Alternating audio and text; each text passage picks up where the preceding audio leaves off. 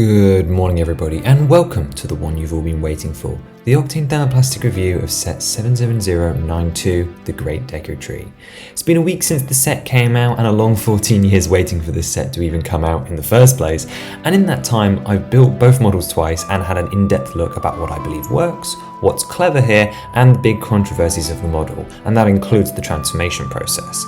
This review is going to take its time, and I have both objective and personal thoughts to discuss.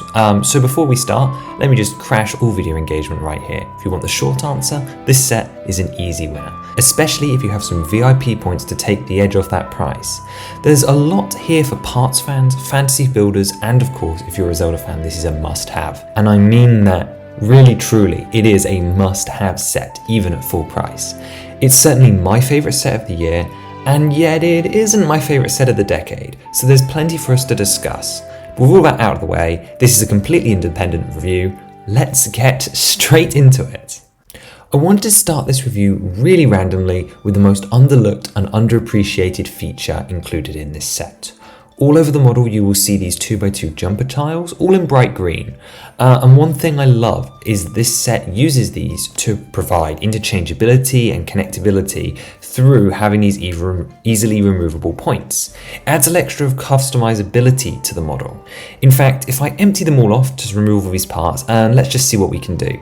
There are these two big ones, these 4x4 areas, and then of course mushrooms, torch, navi, and all of these sub-assemblies, and they can all accept these different builds. If you don't get what I mean, these mushrooms and silent princesses can be moved around, or really any sub-build or minifigure can be placed in these different spots.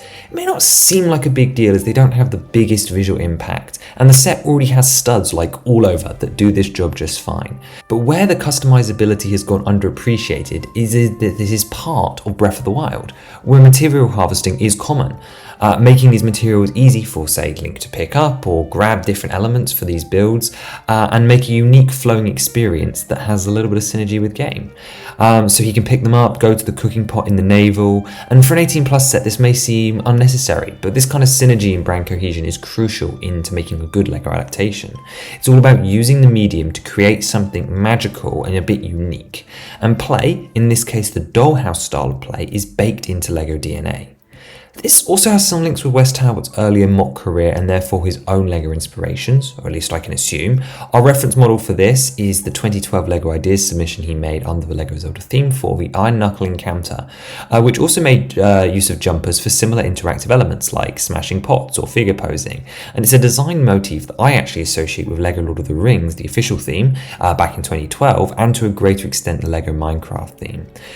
Although accessory first building has also been something that's been rife in sets since the 80s, my particular go-to example here is LEGO Islanders, a sub-theme of LEGO Pirates, where you can see all these different pieces that were built first in the build and then attached to different locations.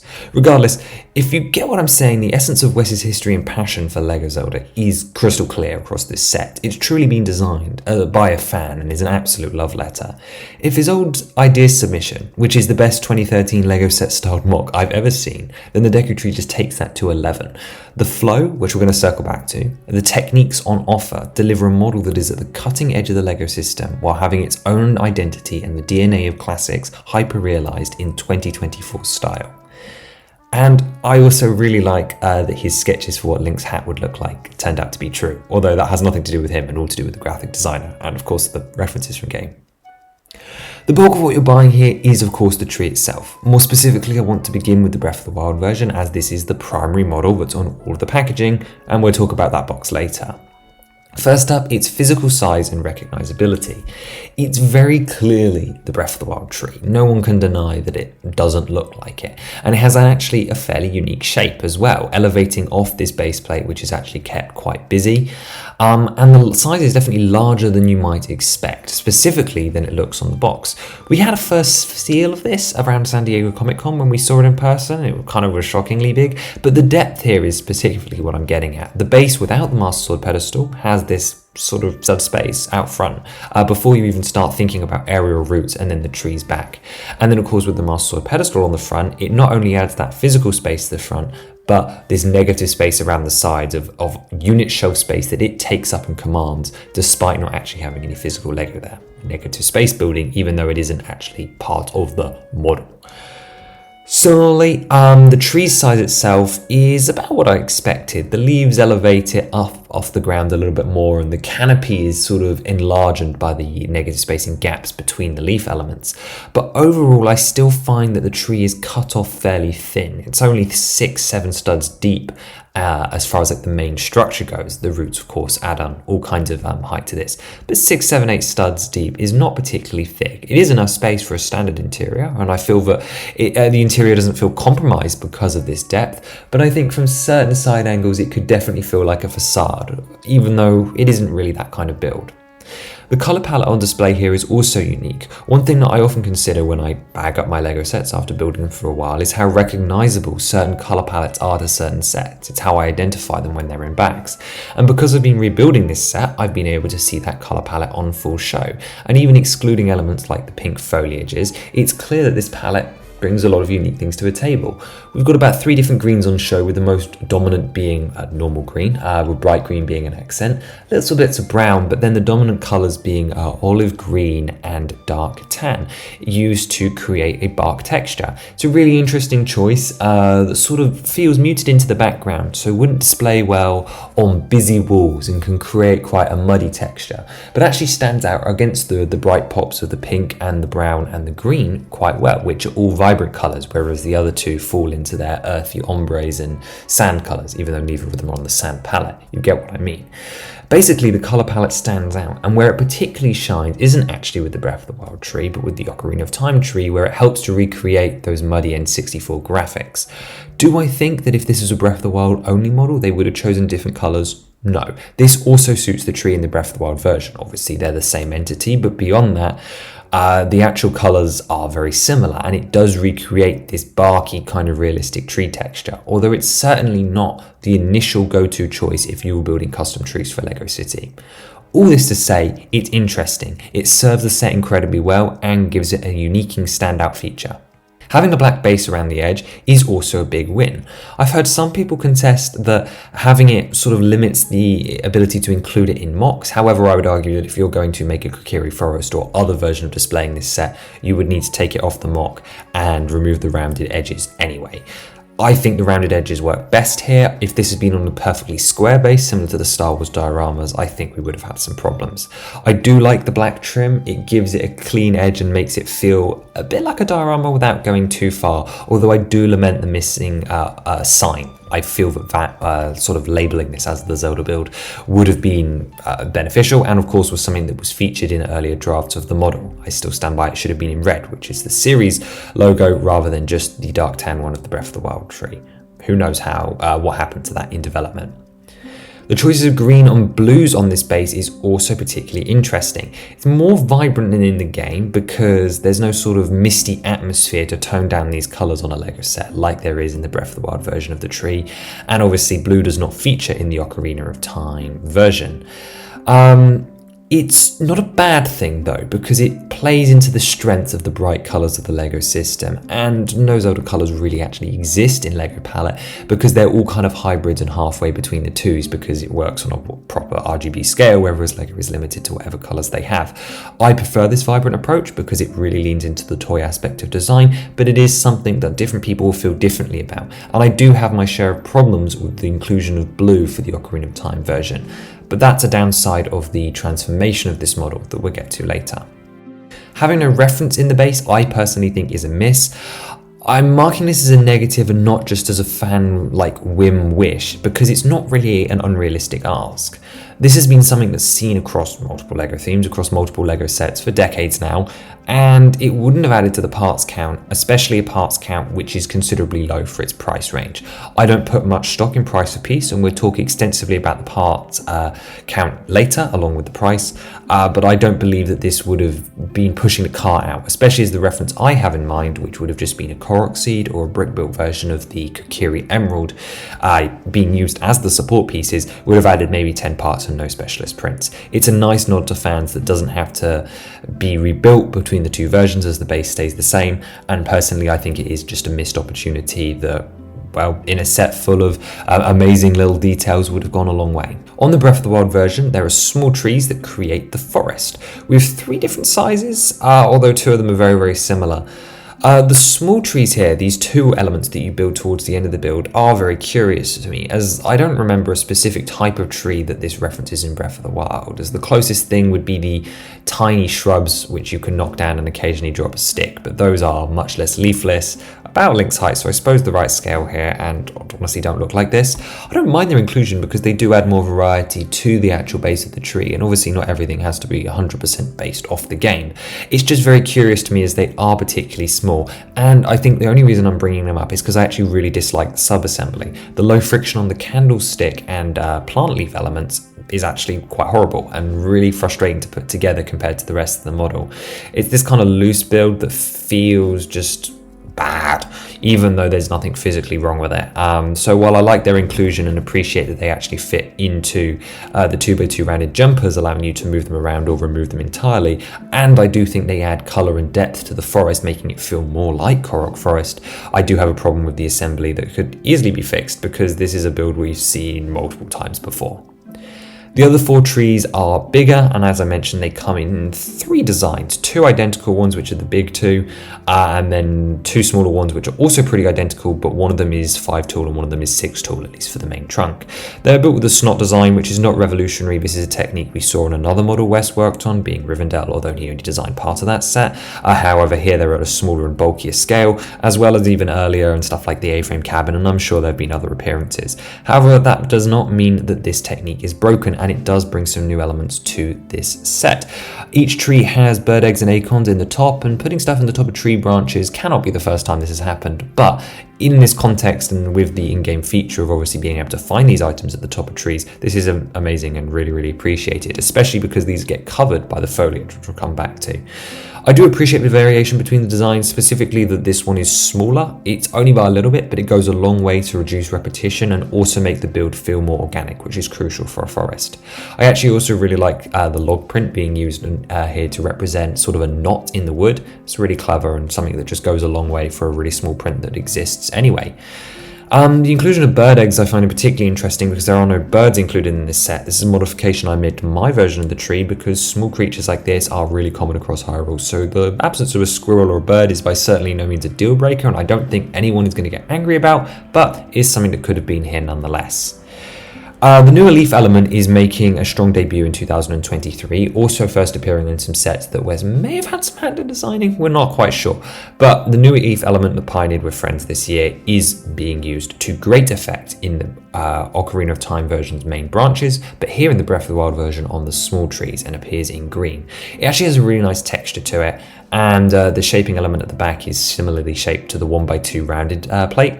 This is a little confusing during building because when rebuilding, it's actually really similar to the 1x2 plate that I just mentioned, making them a little bit difficult to tell apart. But this is an incredibly minor issue, but because the set is a 2-in-1, it's an issue that isn't just unique to me. So it is worth bringing up that the simplicity of the build experience as laid out by the bags goes away when you start rebuilding models like this. That being said, the leaf element adds a lot of texture and is significantly bulkier than both the 3-prong classic leaf, which is obviously used heavily in this set, and the very old 5 pointed leaf design, which is just too sparse for a design like this. And I really appreciate kind of the solid plastic elements that's been added to these dinosaur tails, which come out to form the branches. Said the collection can be a little bit loose, especially if you knock them, but otherwise there's no real problems here. And these trees are attached to the ground with a bracket element. Overall, I really like their design, and they do add a lot of detail to the forest level of the model. The force perspective technique that's being worked here to make the Deku Tree appear bigger and then the forest canopy seem low also falls perfectly in the balance where these trees don't appear too short that they then seem stubby. The scaling is actually done perfectly so that they still feel tall enough to be considered proper trees and not bushes, but not too large that they obscure the main tree, which is really, really great. And I appreciate using brown instead of the other colors for their tree trunks because it adds contrast. Surprisingly, even though they block a large amount of sort of hand access space, accessibility to this model is still great.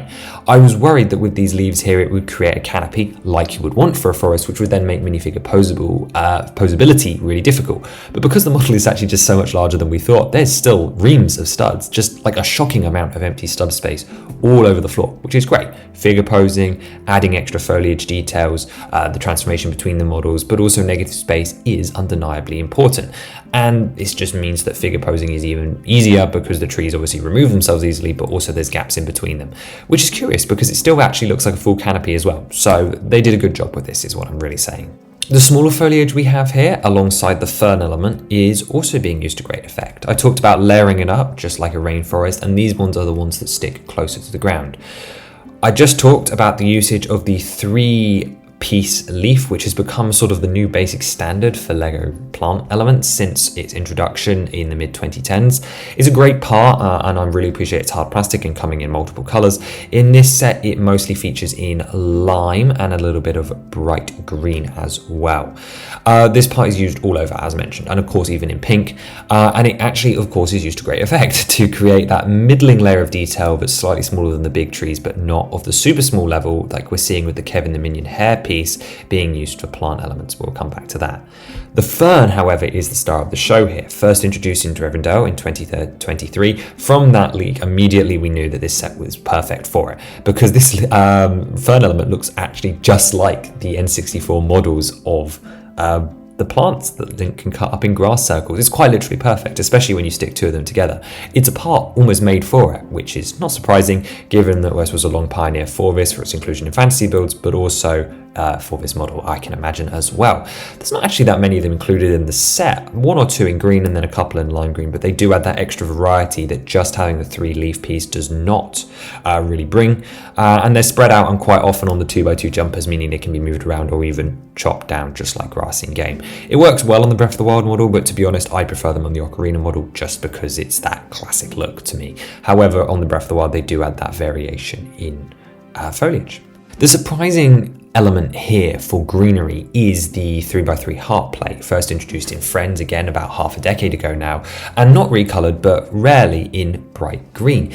It's been used to shape the edge of the pond, Deku Tree like water source, whatever you want to call it. Obviously the tree is sort of in this bed of water in the Breath of the Wild version, so it's not unusual here, and these green parts are being used to sort of show grassy, mossy, very wet vegetated sort of banks on the very edge of this.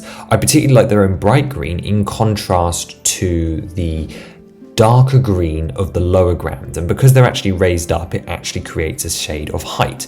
A very basic and toned down version of what the Barad-dûr set with color gradients in order to create the glow of lava, except here it's showing hydration of grasses and sort of mossy mounds.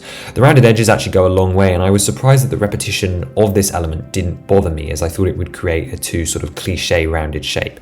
That being said, I think it does just enough to sort of rough up the edges here, while not going too far. So I actually really like its inclusion. I think it's particularly creative. Of course, it is mixed in with the 3-prong leaf piece to sort of soften the edges even more, and often features other plants around it to sort of disguise it a little bit. But yeah, this great level of depth on the greenery, and this is also seen around the roots of the tree, where both 3 shades of green, in green, bright green and lime, are all used to show this depth of vegetation, with the smallest kind of bryophyte 5 petal pieces on the round 1x1 plates being used in lime for the very toppy bits, or for like flowering elements or fresher growth, green in the middle, and then dark green for the sort of plate layer on the base. And it just, yeah, it really sells the effect and does a great job at creating a very lush environment. And I don't say that lightly. Obviously you can imagine anything as lush, but it's very verdant, and I think it could have been messy if done incorrectly, but the color balancing's been done right here to really create a sense of deep undergrowth for basically what is a plate on a plate with a leaf element on top. The path to the tree's entrance is recreated using 2x4 plates. These were first introduced in the Mario line, and they're here in tan. I don't have a problem with this. Obviously, it's not actually accurate to the entrance to the navel, but of course I wasn't expecting the navel to be raised off the ground. And I do think they actually work better in the Ocarina of Time version, where they sort of recreate that sort of worn path down, although we'll come back to that later. It's relatively undecorated besides this, and there is of course the ramp that leads up inside the tree, which does a great job at simulating that ramp up into the navel that you would expect to see here. It's just a nice little detail that matches with the pedestal nice and just sort of fills the space. So yeah, again, I appreciate this one a lot. As for the other flora around, we have mushrooms, radishes, silent princesses, and small white and yellow flowers. Starting with the mushrooms, they provide 4 types in this set. We have the Endura shroom and the Hylian shroom, both of which feature heavily on the outside but also in the shop. The Endura shroom uses the flame yellowish orange colour exactly as we would expect and makes use of the BB8 head. I would have said the BB9E head would have worked better for both this and the Hylian shroom with that slightly more angular and flatter cap space. However, I'm not entirely sure if that part's even in production anymore, so that might be an error on my part. Once again, I appreciate that these are detachable. They're both built on these 1x2 stylings, which I don't think anyone in the custom space would have particularly come up with, specifically because you would just assume you'd want one mushroom on a 1x1 stud because that is the size of the item in game. But combining it on this 1x2 not only allows you to have like the mini mushroom, just like the food icon in game, one of my favorite parts in Breath of the Wild is just all those materials, so making it more accurate, but also upscaling it and just making it different. I guess it's quirky, it feels unique, and I really appreciate that it's on this green base element so that you can just pick it up, toss it in the pot, toss it in Link's bag like he's collecting for inventory. It's a lot of fun. The Hylian shroom is using a redder color, which is again appreciated. And one thing that I don't think anyone else I've seen point out is that the small cap that sits underneath the big one is actually using a different shade in most of these mushrooms. Not in the iron shroom, but in the razor shroom, it goes from brown to dark brown, and in the endura shroom, it goes from flame yellowish orange just to yellow. And actually, yeah, this is for like shading or like a less grown mushroom. That's really cool. What a unique attention to detail that I didn't pick up on in my first build, and it wasn't until I built the second version that I was like, oh wow, that's really, really cool. Just mentioning then the razor shroom and the iron shroom, these two are exclusively found in the shop, although as mentioned, they can be moved around all over the place, and that is amazing. The razor shroom, of course, specializes in attack, and the iron shroom in defense. Cool to have that as a combination here. The razor shroom is an interesting choice. My personal choice would have been to go for dark red, although it's one of those Zelda colors that sits halfway between dark red and brown. So brown is absolutely fine for this model. It didn't need to be anything else. The iron shroom to me though is of course the perfect color, coming in dark bluish gray. Looks absolutely great. I mean, in a beyond perfect world these would have prints, but that's a completely unrealistic ask. I think specifically for the iron shroom, but it's such a subtle print and just a useless ask that it's not even worth talking about. Sort of in that family, we have the hearty radish, which 2 of which appear in the set. Again, using the BB8 head in magenta with a plant stem coming out the top. This is a great build. It represents it perfectly, and I appreciate that it's sticking out the ground. I'm glad that we got more variety than just the mushrooms, and yeah, it's just a great addition to the set. It's really simple and adds a little bit of extra variation, but color as well to the base, because you've got that stem sticking out the top, which actually makes it taller than a lot of the very, very tiny vegetation. Of the last of the material plants, at least in this section, we have the silent princesses, which are scattered around. I believe you get 7 of them in the set. We're using a new recolor of the Friends accessory hairpiece, which is in aqua this time. It's a great recolor and the perfect choice for a silent princess, short of dual molding the part, which is just never going to happen again, unrealistic. So aqua is a perfect choice. The one thing I don't understand, and this is probably my first big criticism of the set, is the use of olive green for this leaf piece.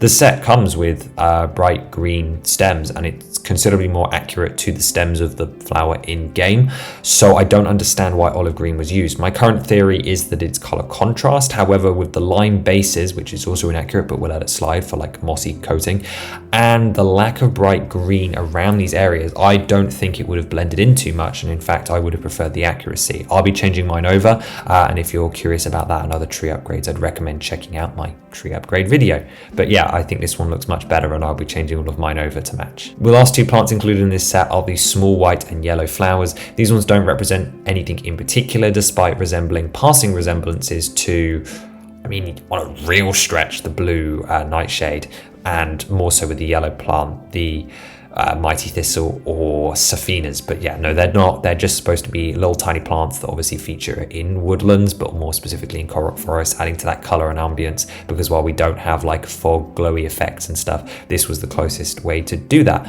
I would personally like to see more of those bean plants down from Walton's area down here, just because they are all over Korok Forest and they are an illuminated light source. Would just be my personal choice, but regardless of that, I really like having these different plants here. Again, these stems add color and a variety.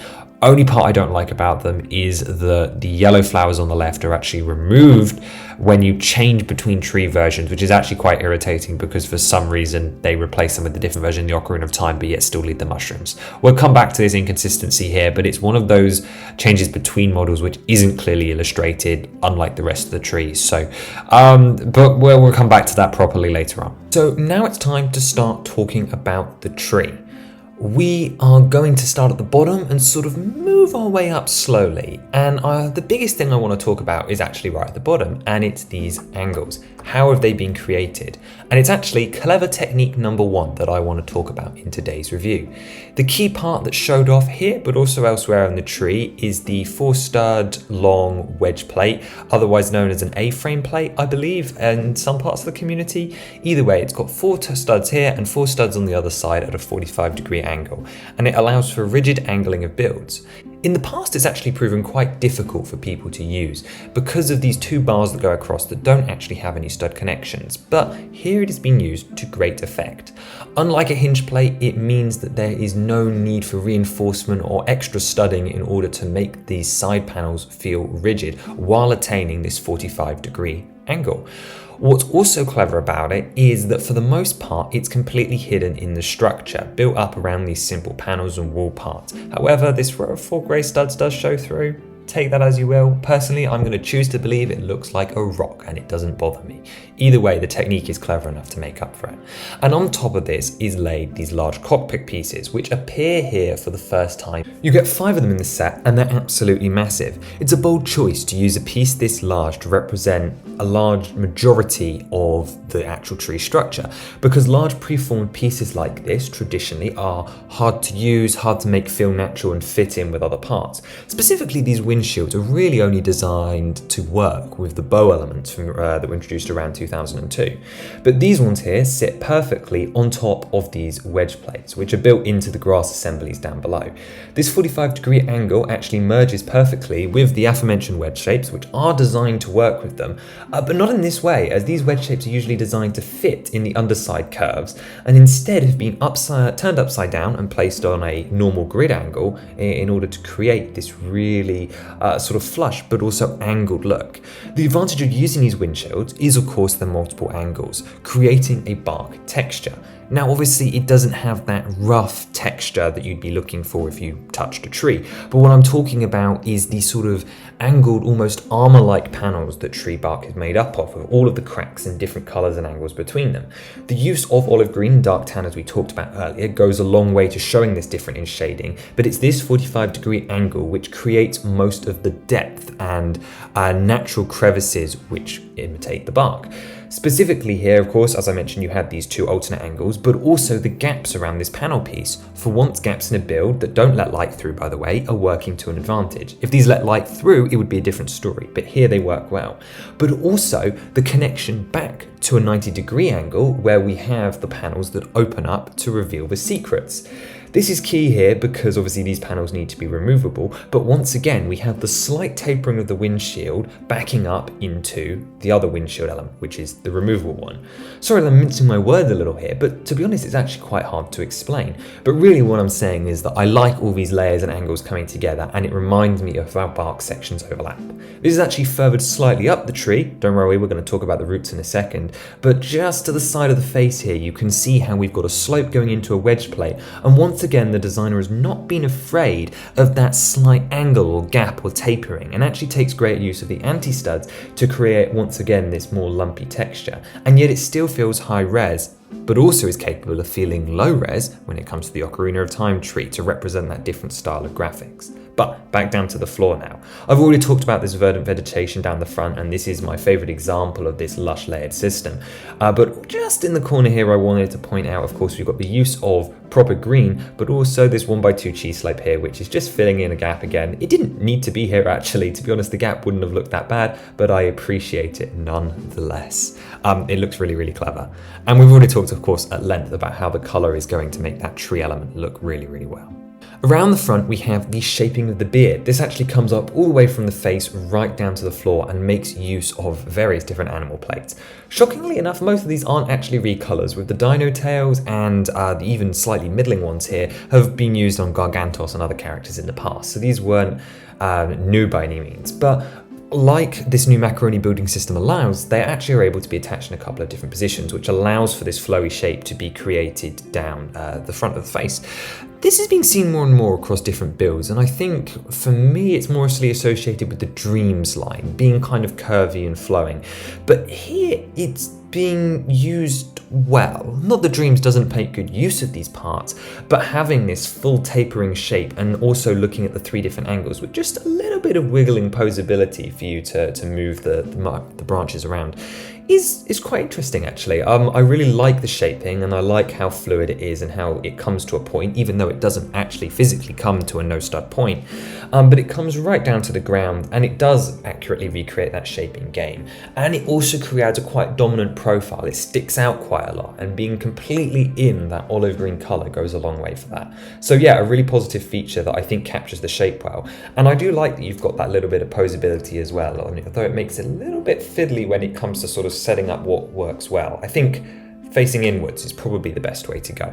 But again, shaping done incredibly here, using again quite specialized parts. Using the windshields was brave enough, but having all these tentacles outside of branches is something that was necessary, but I would have been scared to do if it was me designing the set. But then again, if I designed this set, it would never have looked this good.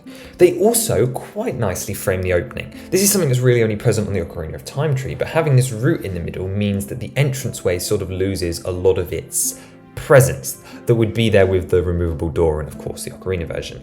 The beard here helps to sort of draw your eye downwards and spreads out into this A shape beneath the chin, which frames the doorway. It's just an extra side point that is really minor, but worth mentioning. Let's talk about those aerial roots, because they of course are in the way of the door. They're really what makes the tree feel 3D and differentiates it from that core structure that you build for both models, which the Ocarina of Time sticks slightly closer to. Of course, that core structure doesn't actually go anywhere. The base is still identical, but the roots really hide a lot of what would make that similar, and the face similarly does this job. It's that extra layer on top of the model which completes the look. There are 3 aerial roots, and they're constructed using a largely similar technique. It's a snot core that's sort of clamped in place with various slopes and wedges, particularly making use of the 5x5 curved sort of chamfered wedge that isn't actually rounded, but instead has this quite dramatic angle to it. I actually really like how these are clamped on the side, and they look perfect to me. I could see some people arguing that they're too blocky or don't quite fit, but they line up perfectly with the curves of the wedge plates, and you're never really in a position where you're seeing that snot structure on the inside of the tree root, just underneath that curve where it would actually look ugly at all. So the curve here really works for me and makes them feel dynamic. Having them reach the ground in right angles would usually be a problem. However, it's not the case here because of that slight curve at the very bottom thanks to the wedge plates and slopes. And I really like the color working here. Particularly the leg in the front stands out to me because it is actually built off this Ninjago Exoforce joint, another fantastic technique to create the angle. My favorite detail on top, of course, being the 2x2 log print to represent the place that you stand where you have the talk prompt to talk to the Deku Tree. That's a really nice detail.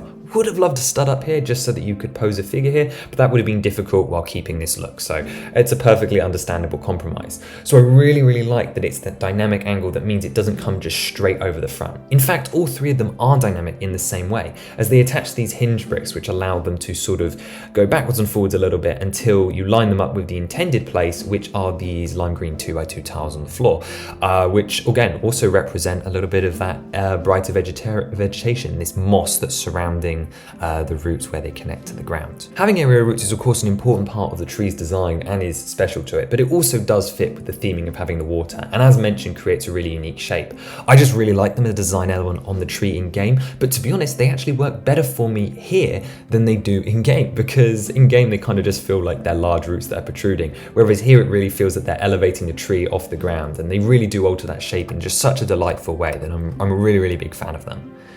It does does leave a little bit of a gap by the mouth when they are removed. Again, I'm realizing I'm talking about the Ocarina tree before we get to that portion of the review, but one thing I noticed when I built the Ocarina version is, and I tilted this build up on stream to show you, and you sort of had this breathing hole where the Technic pin connects to. It's not a problem in this version because of course it's blocked by the roots themselves, but it is a little unsightly. Very, very minor because you're never really going to be looking at it from this angle, and the mustache does hide most of it. But that being said, I would have liked someone to plug it up on the Ocarina version, although that would have made then transformation really, really difficult. So again, it's completely understandable, but it is something I noticed, therefore I am bound to say it.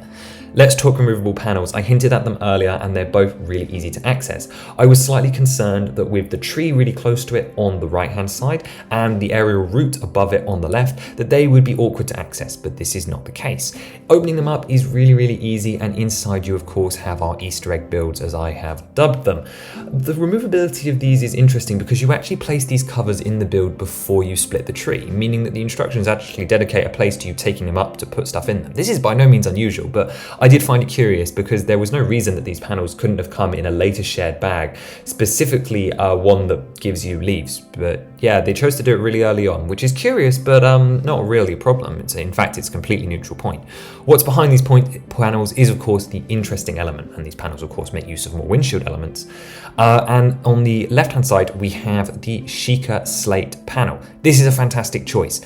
While it doesn't specifically have a reference to the Deku Tree forest, in my mind, this is either the one from the Shrine of Resurrection, some sort of connection that's linked to the Trial of a Sword if you want to go outside of canon, or of course is linked to the shrine that is here in the Breath of the Wild version of the game. I believe it's Kino Rogue. I'm probably butchering the name, but the one with the constellation puzzle. It's a very, very cool Easter egg to have, and I love it here a lot, specifically because the 1x2 Sheikah tile, which we'll come back to, is included in this set, and it attaches really nicely here onto the 2x2 design. It's important to consider that in order to include these, they actually had to define the Sheikah aesthetic in LEGO's system. The Sheikah Slate itself is actually printed on dark brown, whereas all the other builds use a tan and black combination. This is curious because it avoids having to worry about how they'd represent the glowing orange energy, but does choose tan as an accent instead of dark tan, which you thought would be more common in this set and potentially allow them to build separate parts on the tree models without requiring less parts, but curious nonetheless. I don't mind the colour scheme. I think tan is a perfectly viable accent choice. Personally, dark tan would have been my choice, and I do appreciate that we're choosing black over dark brown, mostly just because there's more colour available, and again, it's one of those older colours which sits halfway between the two, and it sometimes looks great, at least on the Decayed Guardians, but I do feel that black is the closer match, however dark brown is the closer match for the Sheikah Slate. All this to say that I appreciate that we went to the effort of designing a cohesive Sheikah aesthetic, and I really like the use of the 8-sided octagon plate to recreate that golden detail that sits around this angled platform. It's a really simple build, but I'm glad it's easily removable. I'm glad it's relevant and such an iconic part of the game. Obviously, it's tied to many of your interactions and does make some thematic sense to being in Korok Forest, as there is at the very least one of them outside the shrine in this one. The one on the other side makes slightly less sense, admittedly, and this is the bomb runes. Now, as far as the Easter eggs go, it's of course cohesive with the Sheikah panel because you can pretend that the Sheikah panel is what unlocks the bombs if you want a play loop. And it also makes sense to have the bombs here because the Ocarina of Time bomb is here. And it further makes sense to have the bombs here because there is stuff in this set you can bomb, such as the easily removable trees or these secret compartments which you can open up. Or the Koroks, but you can't kill those. And don't get me wrong, I really appreciate having them because it's another build that is recreated perfectly and that the figures can hold and mess around with, and that just we have an official build for. It's cool. Yes, they are slightly oversized, but it is great part usage, specifically the Tesseract Cube, Minecraft head, whatever you want to call it. Perfectly reused piece has been used so many times, and I can't believe we've never thought about it. I think it's mostly because I would have chosen solid colors. But let's just consider some alternatives. I would have preferred potentially something also related to Kia Rug or other shrines in the area. My mind goes to the constellations, although I'm now realising that this could have been a print or a brick build behind the actual Sheikah pedestal. Of course it is extra parts, but I feel that wasn't too out of the question, and those Sheikah constellations are pretty iconic. A Korok hideaway, like the one that features inside the Deku Tree's mouth in Tears of the Kingdom, wouldn't have been out of the question, or potentially even representing the other shop that appears in the Deku Tree's navel.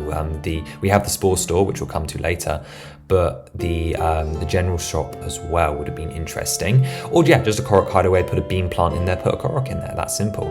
The Forest Dweller equipment could have been a nice inclusion here. This is something I added to my tree upgrade, but again, it would have been thematically relevant more so than the bombs. Or if we're really sold on just doing Sheikah references inside the tree, which by the way is not a Sheikah device. If this was Breath of the Wild Hyrule Castle, I would have accepted it just perfectly fine because that thing is riddled with tech. The other runes, putting all the runes together so that we have the bombs, the stasis lock, magnesis and cryo. Cryo, I can see how they represent that with just a snowflake, but the other two I have no idea how they would turn. I mean, magnet maybe, but like the stasis lock, no idea. And of course, this is more parts, potentially recolors and prints that would be unrealistic. And I am perfectly fine with having the bombs. It just didn't feel like the most logical choice to me. Again, if we're sticking with the Sheikah aesthetic, another idea would have been a monk in a cube, because it would have been just a skeleton. So you wouldn't have had to do any printing for it. Or to be honest, just put the chest from the Ocarina version in here and just stick different items in it. I don't think that item has to be tied to the Ocarina version, and there's chests behind bombable walls all over Breath of the Wild and Tears of the Kingdom, and there's chests in so many trees in the Breath of the Wild Lost Woods. So yeah, I feel that chest could have worked, just add a couple of different bits. Or, you know, I think my other favourite option might have been the goddess statue. You know, the one that appears in the forest navel, specifically where you exchange your prayer orbs. So the small one, so it would fit in this space. Just again, a plain figure torso. You could use the face that the Rivendell statues used, and then just the slick back hairpiece, which has definitely appeared in grey before. And yeah, that's a fairly easy purist goddess statue that I think fits much better in the space thematically than the bombs. Don't get me, again, I have to restate it. I was thrilled that the bombs are here. It's a great surprise that there was even a second removable panel, which I should have predicted, but yeah, second removable panel, just like I wanted. And it is great to have anything in there, especially something that figures can interact with, that I can't help feeling that there was a better choice. I stand by the Sheikah pedestal, but the bombs was a little bit interesting to me. Let's talk about that main interior now. I've already talked briefly about the ramp going up, but one of the things that they've used in this interior is dark turquoise. This is the same color as the puddle, as I'm calling it outside, but this time in leaf elements and tiles, to recreate that sort of mossy bed, but also the leaves that the items in the shop sit on, which are all again on removable 2x2 tiles. And again, the leaves soften these edges here to make it feel more like a rounded semicircle. And it truly is a full semicircle around our little Korok fellow here, which sits on a little rock. Now, obviously this interior is not subdivided up, but I didn't really need it to be, because this way it makes it more open to play, plus having them in these little alcoves with this extended base here. And I am also very glad that this base extends backwards. Not just because of the features it needed to for the Ocarina tree, but just in general, it gives the interior much more space, which is otherwise just an 8-wide tree, as we talked about. But it does kind of create this compartmentalized section anyway, because you've got this curving up shape, meaning that you've got this section on the left, the sort of strip down the middle, and then the section on the right. We've already started talking about the left now, so we'll get into that. It is supposed to, I think, represent the Spore Store. It could just be a general shop, right? Obviously, there are two shops inside the Korok tree in Breath of the Wild. There's only one in Tears of the Kingdom. And it features most of the mushrooms. Now, not all of these are items that the Koroks actually sell here, but that's fine. Didn't need to be. It is just a representation of mushrooms that are placed down. I do like that you could place other items here so that he could sell silent princesses or arrows if you have those in your collection, or maybe he's even like hijack the hookshot. Again, you've got options here. And I do appreciate that we went to the level of putting this blue decor around. I realized we would have had to have put at least the 2x2 jumpers down to put the mushrooms on, but to have this consistent theming of blue is really great. Again, the lighting inside the tree makes it really hard to tell what color this is supposed to be. I think that the leaves that he puts the food on do fit this dark turquoise. They're kind of like that more deeper bluey green color, at least from what I can make out, but the atmosphere in this place and the lag it creates is just on another level as is. So I think the blue works better as a Lego accent than potentially if it's an accuracy thing. So I'm perfectly happy with this choice. I think it fits the Korok aesthetic and complements the build, which is obviously what's most important in this scenario. Moving over to the middle, we have the cooking pot. Absolutely had to have this here. It's a really, really important inclusion. I'm really glad it is present. Of course, there is one here again, so it's good from an accuracy perspective, but it is just such an iconic part of Breath of the Wild and complements the play loop that we've been talking about for like half an hour now, which is these removable mushrooms. I really love that you compose a Link here with the mushrooms in his hand, or the apple from Walton's section, and have him like he's humming in front of it. Also, the build here is inspired using the 3x3 upside down dish with a trans orange part down below for a flame, and then using the angled bow element at an angle for the campfire rocks. It's actually a little hard to attach because it's in between studs to center it properly in the build. you know, again, it's very, very minor, but it slowed me down just for a second, which I don't always appreciate, but you know, going slow on a build is never a bad thing. So I really appreciate that it's here. It's thematically appropriate. It fits the story they're trying to tell with this set, and of course it's accurate to location, but it is just such an iconic thing from Breath of the Wild and opens up so many more play and display options. And it makes great use of having this little extra extended space out the back, so that you've still got some open space behind to pose figures. To be honest, a little too much space in this version, but I am also conscious that the actual space devoted to the interior of the tree, while the plan for the interior on the Breath of the Wild version was probably what they had first, although I am just speculating here, the actual space it needed and the reason that it extends with this lump out back is for the Ocarina of Time function, which is the opening mouth, which we'll get to much later.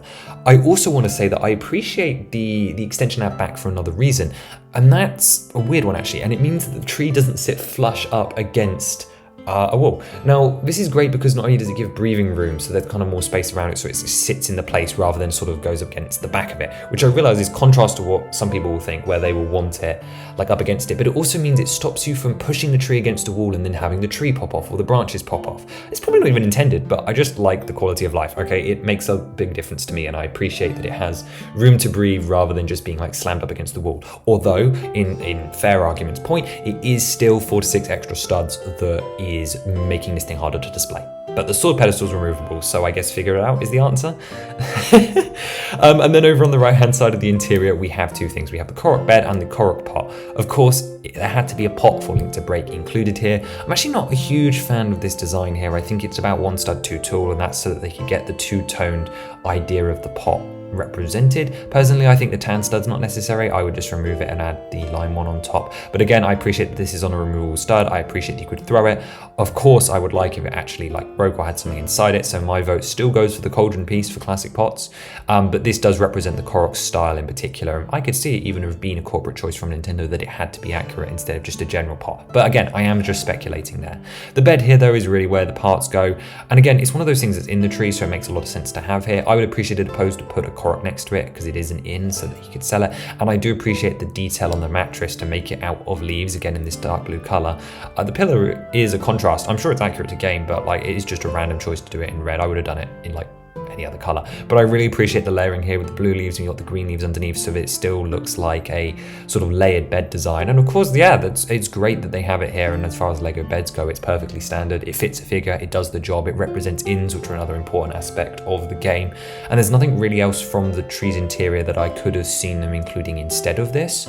So again, it makes sense from that perspective. That being said, I do find it not even random. Obviously the bombs was considered random, but it's a choice, you know, it's a choice that they made, but it does fit thematically, so I'll let it slide. I don't know, I pause on it, you know. I don't know if I was choosing what I would include in a Deku Tree interior set, would I have included a bed? Probably not. There's no signs for any of these sections, which again is just a complete moot point and a ridiculous ask, so again, we won't talk about it in that regard, because just because it's there in game doesn't mean it should be there in a set, as modification and adaptation is the key to a good adaptation. So that is the most messy way of saying it, but it's true. Let's get back to that outside though and talk about the face. This is sort of where the biggest difference in parts between the two sets come, because this section is so different between the two versions, mainly because there's two completely separate mechanisms which do not share technic parts at all built into them. Well, they share some parts, but not many. Particularly here in the Breath of the Wild version, it's an incredibly dense build. I kid you not, you're building on it for quite a while and it's packed in. Not only because you're layering up all these facial plates in front of it, but also the actual technic mechanism in behind. Hopefully, I'm going to be showing you the actual mechanism itself, but when you pull the lever around the back, the mouth of course opens, but this also has two linear actuators which move the eyebrows in a direction as well, particularly its opposite direction. So as you open the mouth downwards, the eyebrows go upwards, both with their bits on the outside, and of course the actual wedge plates here, which are being used to sort of shape that thickness of the face, and the face does look incredible. I really appreciate the function, but part of me does wish the secret room from Tears of the Kingdom was here. However, once again, this is an unreasonable request, as not only was the game wasn't out, this is so much cooler. I underestimated this function severely. I knew it was here, I was excited about it, but it's just so well done. It's like the Mighty Bowser level of facial movement. I know it's less dynamic and doesn't do the puppety thing, but it truly is on the same level of cleverness as the Mighty Bowser, and it perfectly suits the model to a T. It's truly the set's party trick, especially for non-Zelda fan friends. Personally, I had someone that walked in, never played a Zelda game in their life, doesn't really into Lego, and they loved it. This was their standout thing. They just loved that the tree could talk, and I've tested this with about 3 people now. Not only is it functionally dense, but it makes a lot of use of shapes and panels as well to get this effect to work, but also to get the face to not look super uncanny. And this is actually done really well in both versions, and I can imagine it was one of the harder challenges for this model.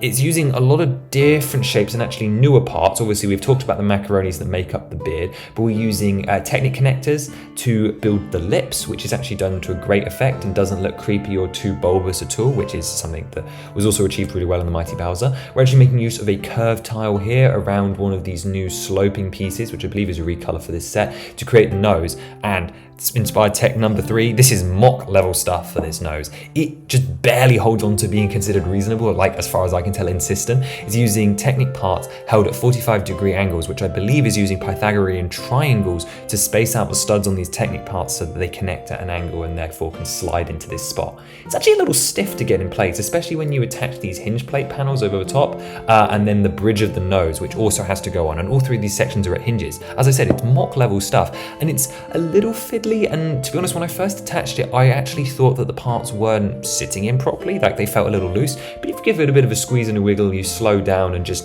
be careful with things, it does fit perfectly fine. I can see why parts quality control. But that being said, if you're not a Lego builder that's like particularly familiar, I think you might actually have a problem in this section. As I said, it's a little fiddly, but it's also what sells the model, so I understand it, and it had to be right. As I mentioned, it's a large portion of what differs between these trees, alongside the area roots, of course. They're the biggest differences between them. So this is, of course, where the biggest difference happens in the building process between the bags. But we're going to talk about that when we talk about building. Really, I'm just here to say that as a dense build and a system Technic combination, it's really incredible and up there with the likes of some of the most complex system Technic integrations. My mind goes to NES, just not quite as mechanical, or other Technic integrations, which I think of like the Concorde, that was really smoothly done. It's probably on about that level where you've kind of got this dense but system-based Technic structure that has this function, but yet is attached with all these panels which shape it perfectly. Of course, the eyes have been said at length are, of course, using these butcher hats. Incredible part usage, really, really nice recolor for this set. I think I was the first one to spot that, I was just saying. And they are inserted there on a Technic beam, and they are actually mounted differently in both versions of the trees. I don't know if it's an intentional Easter egg, but in one of the tree versions, the eyes are mounted with 4 long green bars inside them. And you might think nothing of this, but if you go inside the Deku Tree's face, he does actually have these behind his eyes. They're kind of like pupil rods or something, I'm not sure. I don't know, watched like Boundary Break video on it, but he does have something back there. So you could see it as a reference for that, but it truly is for structural stability, so I don't believe it's important at all. And then of course there's the eyebrows, which again make use of the dinosaur tails, which are used in the Ocarina of Time version for extra branches, but on the end they use pneumatic T poses to pose these small leaf elements which are in bright pink. And then of course they have the Lego minifigure flesh tone leaf recolor here, but we'll talk about that when we get to the canopy. But these are details that are here in game, and it's great to see, and it does add that little spot of color. And of course, as we mentioned, they move.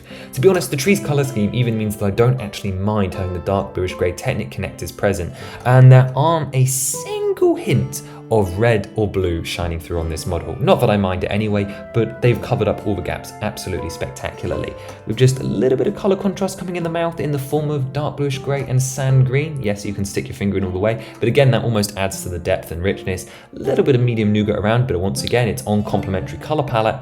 And then, as I mentioned, those dark bluish grey bits, which really don't stand that much out, and it kind of adds to the shadows around the brow, which again, as I mentioned, is attached at an angle, and really obscure those eyes, just like they are in game. But it does create this really depth effect, and the texture on the eyes not only looks like Deku nuts, but is really detailed and suits an eyeball really well, specifically the tree's eyes, of course. But no, it's a really lovely face build that captures it really, really well, and it sort of just slots into this model because the other sections of the sides either get built afterwards, but are the same between both versions. These panels actually here, they are built before the split, and the ones on the side are built identically after the split. But again, I'll mention those when we come to them.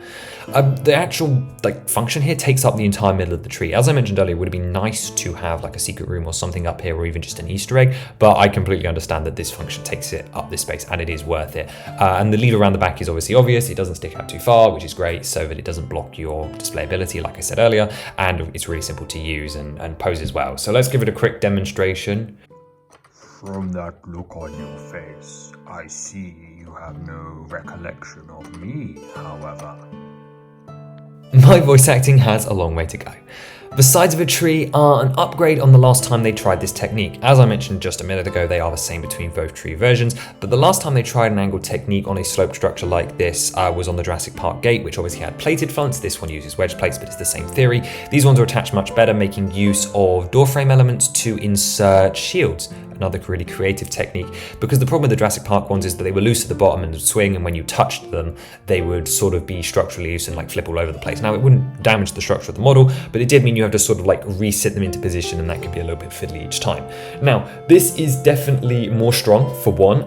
It's also better looking and more sturdy, and they don't flop around all over the place. I also think the shaping with the 3x12 wedges is done really well, especially for such large parts, and the removal of other sections of studs while still leaving some for texture is striking that perfect Lego balance on a front of the model that is actually really light on studs, incredibly light on studs. There's only really these two down the base and a couple of others, but yeah, I appreciate that there are some on the side. Now, it's not perfect, because if you grab the model from here, which is sort of the go-to grab point, they don't come off, but over time they do sort of loosen, meaning I've had them fall out on me a couple of times. It's not so bad on the Breath of the Wild version. The aerial roots actually hold them in place a bit, but on the Ocarina of Time version, they've come off on me 3 times now.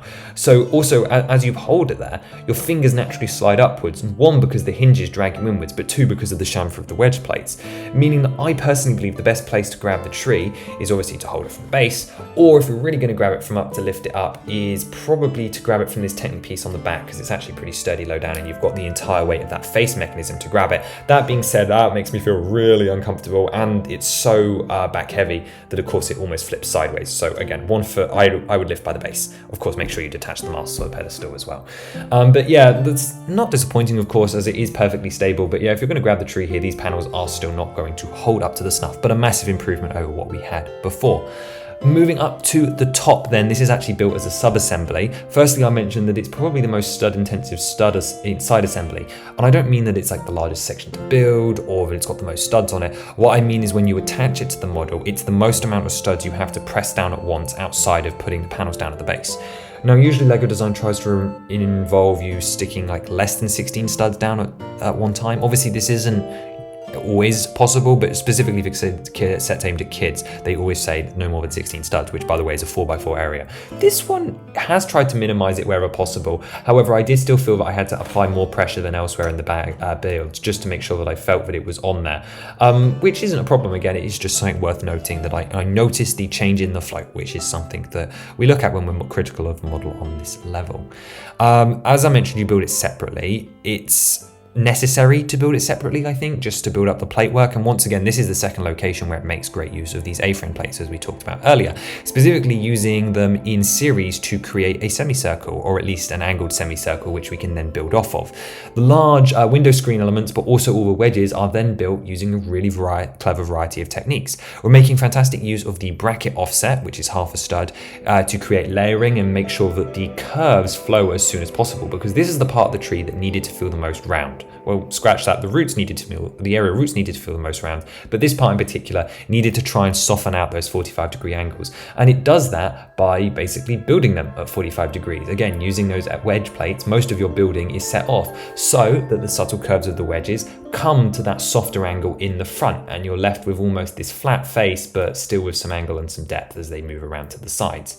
At the 45-degree angles, we've got some modified bricks with the Technic attachment points for 2 of the roots, and this is again present on the sides, which you attach later on to just secure it in full depth. On the Breath of the Wild version, of course, it's open around the back, but we'll get there in just a second after I talk about this. The shape of the tree.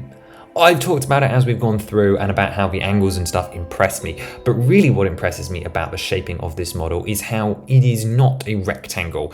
Usually LEGO builds are on grid, and while this one definitely has its off-grid sections, it's actually impressive to me for how much of an octagon this build is, well, half an octagon, but you have your two straight sides, your straight front, and your two 45-degree angles. There's no extra angle work going on here, apart from obviously vertical angles and loose assemblies. And yet, the base feels round, and it truly is thanks to these 3-facet wedges. Or to be honest, I'm going to call them 5-facet wedges, because when you place the other wedge underneath it, you've got the first subtle angle, then the 3 of the main one, and then the angle around the back. This is also, as I mentioned, just true at the top, but also true around the base and also around the side, where we've got studded bricks, which just go straight up, and then we have this first wedge plate, which has a forward-facing curve, and then a sideward-facing curve. But the angle of that sideward-facing curve is actually different to the angle on the 3x12 plate here, which is much subtler and much curvier. 3 faces yet again, which comes around into the side panel, which has the studded section, which yes is perfectly flat, but before it can take away from that shape too much, as you can see, if I hide that there, it would have looked particularly awful. But then the extra chamfer of the other 3x12 wedge plates, which are on the side panels this time, save it and add that little bit of extra bulk, which also then flow down into the roots and make that shaping look natural. Again, around the top, like I just talked about, it's technically an octagon. Or well, not even an octagon, it's just a diamond, where the 2 builds here at the front are built on diagonals and you don't have the back 2, instead moving for the octagon-like side attachments around the back. I know I'm waffling, but yeah, and then you just fill in the gaps using, again, a 5-pointed chamfer technique, with this time the forward facings, what would be the straight on views, facing off at those 45-degree angles, and then the 3 chamfers coming around in the between them. Specifically, the half bracket offset there really saves the connection. It is a really clever technique to fill in that gap, and I really enjoyed putting that piece together in particular because it felt so clever, especially when you then get to build parts that then attach to it and you realize that that half bracket offset is so clever and so useful. Let's talk about Walton now. I'm going to stop talking about angles. Around the back here, we have a fairly green setup, making again a use of these turquoise accents, which I'm going to assume are just associated with coral leaves. We have a little spot for Walton to play his game in the middle, and of course on the floor is a clip, much appreciated. I don't like loose attachments in sets that are designed to be put on shelves because they just fall off and get lost. We have an apple, which is the answer to his first riddle in the Riddles for Hyrule side quest, and this is really, really cute. I'm glad that they referenced the exact quest. It's that kind of love and detail which is super appreciated. Obviously, it's not the only other detail we have up here, as we have the bean plant. This is one of my personal favorite details because this is a light source around Korok Forest. They are seen up here, which is great, along with the water source. Actually, it's kind of weird that this doesn't have any like blue on the floor, but I suppose it would have looked weird. Instead, we've used the lime green, which I suppose is mossy saturated, as we discussed earlier. So yeah, I guess it works. But yeah, we have the bean plant, which is the illumination, which is built here using 1x2 rounded parts on a dinosaur tail with a leaf. This is a really inspired build. It's instantly recognizable, at least to me, and I imagine it is to you if you played the game. I'd love more of these around the bottom. Again, it's an upgrade I made, but it sits really nicely over here and just adds a little bit of variety, but also visual depth to this, and really makes it feel like a scene. The last, of course, big addition being the fairy here, which is the Breath of the Wild version, making use of the same dish piece as Navi with a pink stud in the middle. And of course, this is on a transparent rod. I'm really sad that there wasn't a third one of the dish pieces included, because quite often dish pieces come as spares in sets, so that's a little odd. But beyond that, it's a great print, and we'll talk about the character itself in detail later. But again, it adds to the atmosphere, and of course fairies can be found here, so it makes perfect sense as well. Of course, on the outside of his top section is the majority of the branches. Now, the Ocarina of Time tree actually has a second row of branches to create a more complete canopy, whereas the Breath of the Wild version only uses these 4. That is because of the Walton area, meaning there is no space to attach a second rung of branches while keeping all the shaping, and we'll see that later. Some would argue this makes the tree look bold. I don't feel this way, personally, because the canopy is supposed to be more spread out on this version of the tree, because it kind of spreads over the whole of the woods, and because you want visual access to Walton's area, but also because with some clever posing you can get a pretty good halo effect. The more sparsity, to be honest, suits it, because it gives this lighter feel to the leaves and makes it feel less dense, more light, more colourful. I realise that's kind of a moot point when your point is a tree canopy and it is a forest canopy that fits over the whole woodland, but yeah, it doesn't bother me, but objectively more leaves would have been fun. That being said, I don't miss them, and to be honest, I really didn't enjoy putting together that sub-assembly assembly 12 times, it was repetitive, if a little satisfying. Of course, this leaf section is actually made up of two main colors, like I hinted at earlier. We've got the pink color and then the minifigure flesh color, which obviously featured heavily on the boutique hotel.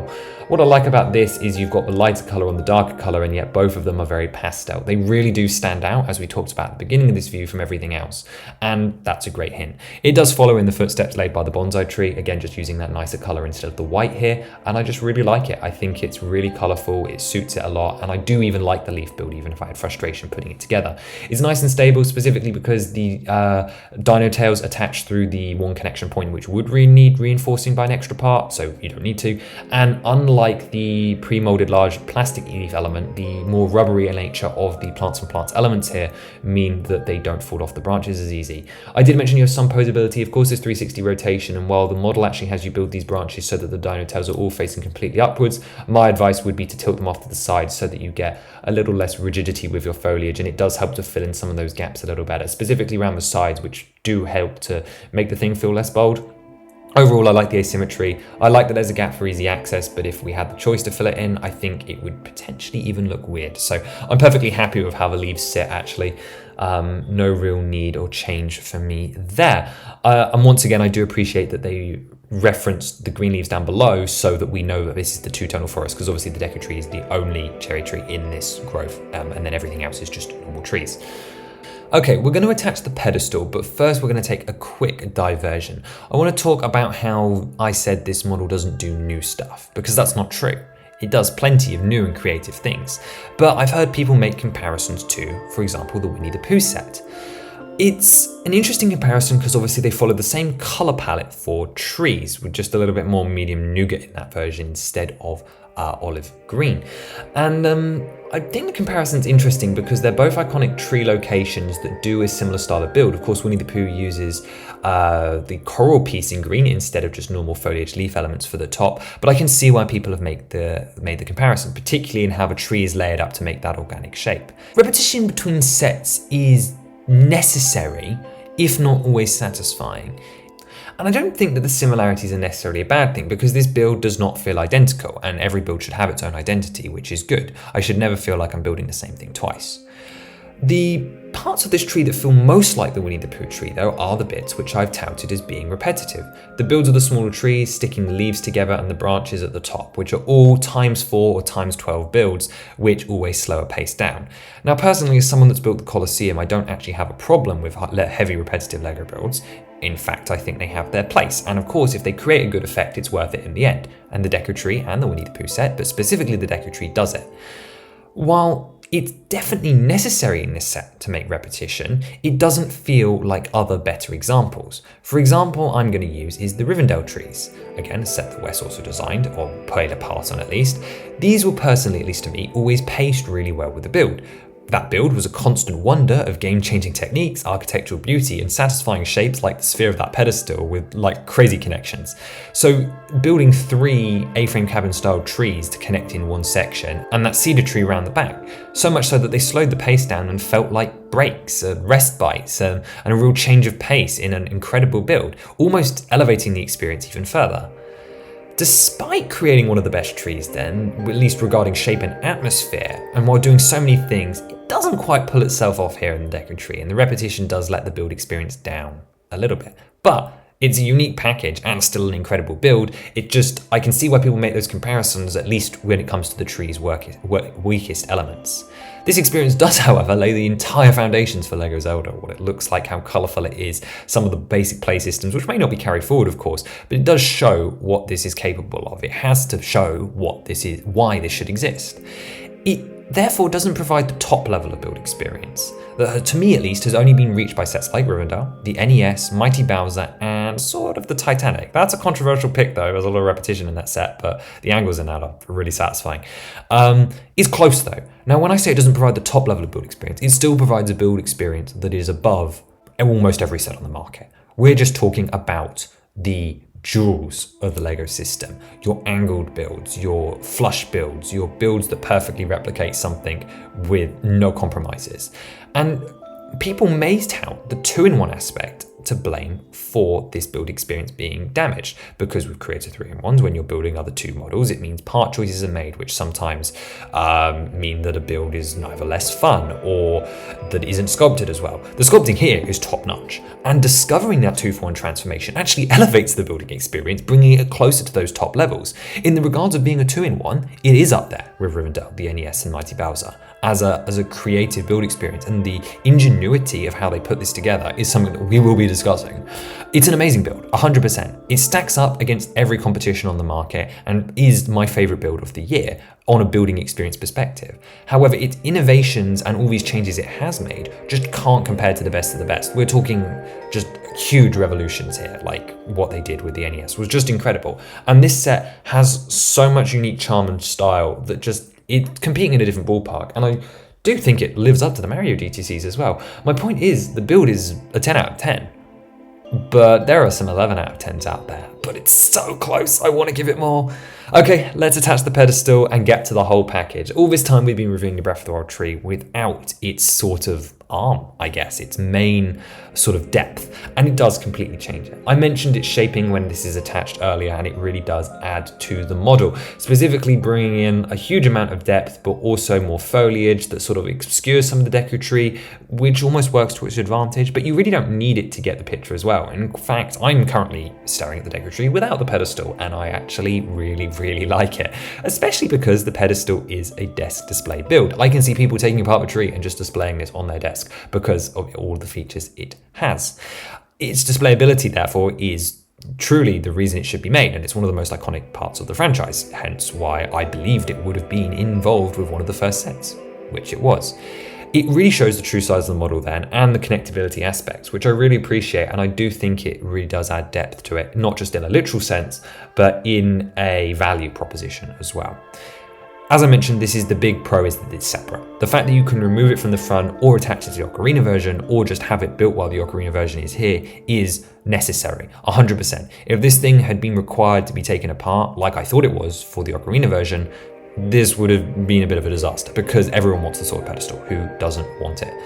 The foliage, though, on this is very similar to the rest of the build, which is good for consistency's sake, and means that you've got this really nice and vibrant display piece for a desk, a shelf, or just somewhere separate, or as I mentioned, with the tree.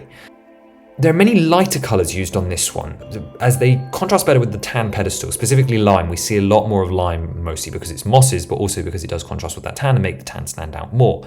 Let's talk about that then. The pedestal colour is correct, 100%. It is a tan build, like with many things Zelda, and because there's a huge atmosphere over the Lost Woods that makes things really hard to work out, it's easy to see why everyone in mocks up until this point has pretty much used grey. As to be honest, tan is a bold choice here. It works. It's a subtle contrast. It's not in the colour palette anywhere else, which of course makes it stand out, but could have also easily made it clash. So it does work. I'm curious to see what a light grey one would have looked like, because once again, it kind of sits in between. But yeah, I appreciate tan as a colour choice here. I do worry it doesn't feel textured enough. A lot of the time, it kind of feels almost like one uniform block, whereas the real one is quite mottled and withered and worn. Something maybe the dark tan would have fixed, but then dark tan would have merged with the tree too much, so I guess I digress. You are missing the sage stones, which are obviously referenced in creating a champion, that appear around the outside as well. That could have been fun, but again, not necessarily. I really like the builds for the steps, and particularly how the moss is integrated around each of the 3 pillars here, which are built perfectly using round bricks and then domes on the top. Of course, giving you the option to pose Koroks on them as well, which is really cute. The pedestal looks perfect. One thing I'm not a fan of here, though, is the gap ring around it. I don't know how they would have filled it. It's accurate, yes, but I find it messy, specifically because of all these variation in colours underneath, which again, I've praised everywhere else, but here I don't like, because they merge too much with the pedestal and doesn't create that clean look, because in the game, it doesn't actually drop down to water level. It is just like a lower level of stone, and you can't even walk on it. It's thin, but obviously in the LEGO system, we just can't get it that thin. I would have preferred that there was one consistent colour underneath. Probably just the dark blue or even a dark tan, I think would have been my go-to choices, or I'd even take consistent lime green, but it does feel too messy to me, specifically when you look down on it, and looking down above it is probably the angle you're going to see it from most. That being said, at any other angle it looks absolutely fine. The pedestal triangle build is really clever, definitely another special building technique here. Built sideways, plenty of people have covered it, so I'm naturally not going to focus on it on too much depth, but it makes great use of a panel piece in order to create this little chamber which the sword can slide into. This wouldn't be possible if it wasn't built snot, not just because of the way the parts are used sideways, but because it allows there to be a hole in the bottom for the sword to go in enough so that it doesn't go wonky and actually stand up right here. Of course, you can still tilt it side to side, and it woggles a little bit, but generally speaking, it's pretty stable and looks perfect. It's like inserted to the right depth, which is really, really appreciated. I'm sure that was a long back and forth process between the sword design, like new mold, and then the actual sword pedestal as well. But yeah, this is the money shot, right? You put this into here together, you've got the tree in the background, Link pulling the sword. Incredible. What a desk display, but also putting it with the tree just looks so good. I do think we're missing the logo on the front. This was rumored at one point. I'm gonna say rumored. We saw it. I don't know why it was removed, obviously. And personally, I think the red logo would have gone a long way. I realized a lot of people wouldn't have wanted it labeled. It speaks for itself and it doesn't need it. But I would have liked to have that print on a 2x4 tile. And again, I don't think it takes anything away apart from probably they didn't have the print budget left. But yeah, I don't really have much else to say about this. It's a perfect little desk build. It's incredibly vibrant and does everything right that it needs to do right apart from that gap. So yeah, I'm in love with it. I can see a lot of people displaying it separately. I don't imagine many people will ever take this apart, and I'm so glad it's separate to the build. All the color choices are perfect. It was quintessential, and if they were doing a tree, it had to be here. I do wonder if it was almost the other way around, but I doubt it. I think it was the tree first, and then pedestal was just a part of it. But yeah, no, really great side build. Let's move on to that tree house. So even though this is an Ocarina of Time building, obviously you can have it both with both versions, and as the Breath of the Wild tree is definitely the primary model, it's important to talk about in this section. Now, so far I've tried to talk about so many different aspects of this tree, and it feels like the ones I'm trying to articulate to you guys most are the hardest to articulate, like why the colors work for me, why the angles work for me, why the pedestal is such a special build, and I don't feel like I'm touching it, so I hope I'm getting that across. And we're about to do it again, because my favorite thing about this treehouse is the shaping. It looks like a stump. Like, what? That's crazy. Like, we've seen this technique before. Like, attaching things at angles was basically how we made the Hogwarts castle in 2018 with the Great Staircase Tower, and like on the Saturn V. It's like all over the place. This is not a new technique, but that's crazy shaping. It looks so perfect. I adore what they've done here. It takes those 64 textures and just up-reses them in the style, all thanks to those quarter tiles. I'll be honest, obviously we've got the dark tan like 2x2 slopes which work really, really well, but they've spread them out with these 2 dots quarter tiles that create this little gap to create kind of like a wrinkle texture in the tree stump. It's kind of like the baby version of what they've done on the big tree, and it works so well. But beyond that, it's just, if you, let me take the top off. If you just build bag 1 and you look at this and I'm just like trying to imagine the shaping or like a cut off on the top. It's like a large tree trunk, which is obviously what it's supposed to be because these houses are tree houses. I'm not expressing it properly, but the shaping here is, to be honest, probably my favorite shaping in the shape. There's just something so subtle about the curve here, and I didn't expect it because it's the same technique we've seen before, but I just really like how thick yet proportioned it feels for something so short. And it's so simple and well done using the stamp pieces to hold it in place, which is not something I've seen before. I'm sure they've used that before to hold it in place. There's no wibble wobble. Yeah, it's just great. And again, I can't articulate it. It feels like the things I want to get most across in this review are the things that I cannot articulate. And when you add the top, it just gets better. Let's actually talk about it properly now. Because isn't this supposed to be a GWP? This does not feel like part of this set. Like, I'm so glad it's here, don't get me wrong. Not just because of that technique, but because it gives you a place to store the figures, well, at least Child Link, not Ocarina of Adult Link. And of course, it includes all these wonderful side builds, and it looks great with the Ocarina tree as well. But like, this feels like this was the gift with purchase at one point, right? Like, that's what it's going to be in the custom set showcase. It's a gift with purchase in Wave 7. So this is really bizarre to see. I don't know how to feel about its inclusion in that regard. It makes me really curious as to what happened in development. But yeah, I mean, I'm glad to have it here. It does feel like a perfect GWP though, although people would have been so angry about that. Let's go up the ladder though, which is just the pre-molded type. And we have a really part-intense fence, and then plenty of posing space, which is good. It's a little tight if Link's holding a shield, but you know what, he probably shouldn't be if he's starting his adventure anyway. So space to put him up here, you could put Navi up here, although Navi is currently down below. And I'm really glad that we've got the curtain. It's just good that it's here, you know, it's that texture that you walk through that first door. There is a white curtain off to the side, and I'm glad it's recreated, and it does add a little bit of color contrast as well. The build itself for the second floor is actually a little unstable until you add the roof. It's not a big problem because you're under construction. It's absolutely perfect in the way it is designed. The construction order once again just felt a little odd here, but again, I'm not worried. The bed, of course, placed afterwards is really simple. It's literally just a tile. I wonder if we should have added the piece that they used to attach Friend's legs to the bottom so that you could put Link's legs at least a little bit in there so he doesn't wobble all over the place. But then again, who is laying him in this bed for longer than the 5 seconds I am to show you it in this video? Regardless. Going back down though, underneath the incredible stump that I've talked about for ages, is the one place I think they should have had a sticker in this set. Because yeah, I know we're out of print budget, but I wouldn't have minded a couple of stickers in this set or another print. And that is the Easter egg of Skull Kid's drawing with his friends. This is something we see on a stump in Majora's Mask, but I just think it's so cute and it's such a out of place reference that it would have been a lot of fun. It reminds me on the 2019 Treehouse when they have the little Build Your Dreams logo in a heart. It was really cute and it was just a print on a 2x2 tile. And I would love to see that here again, referencing that iconic moment from another game, even if it's not accurate.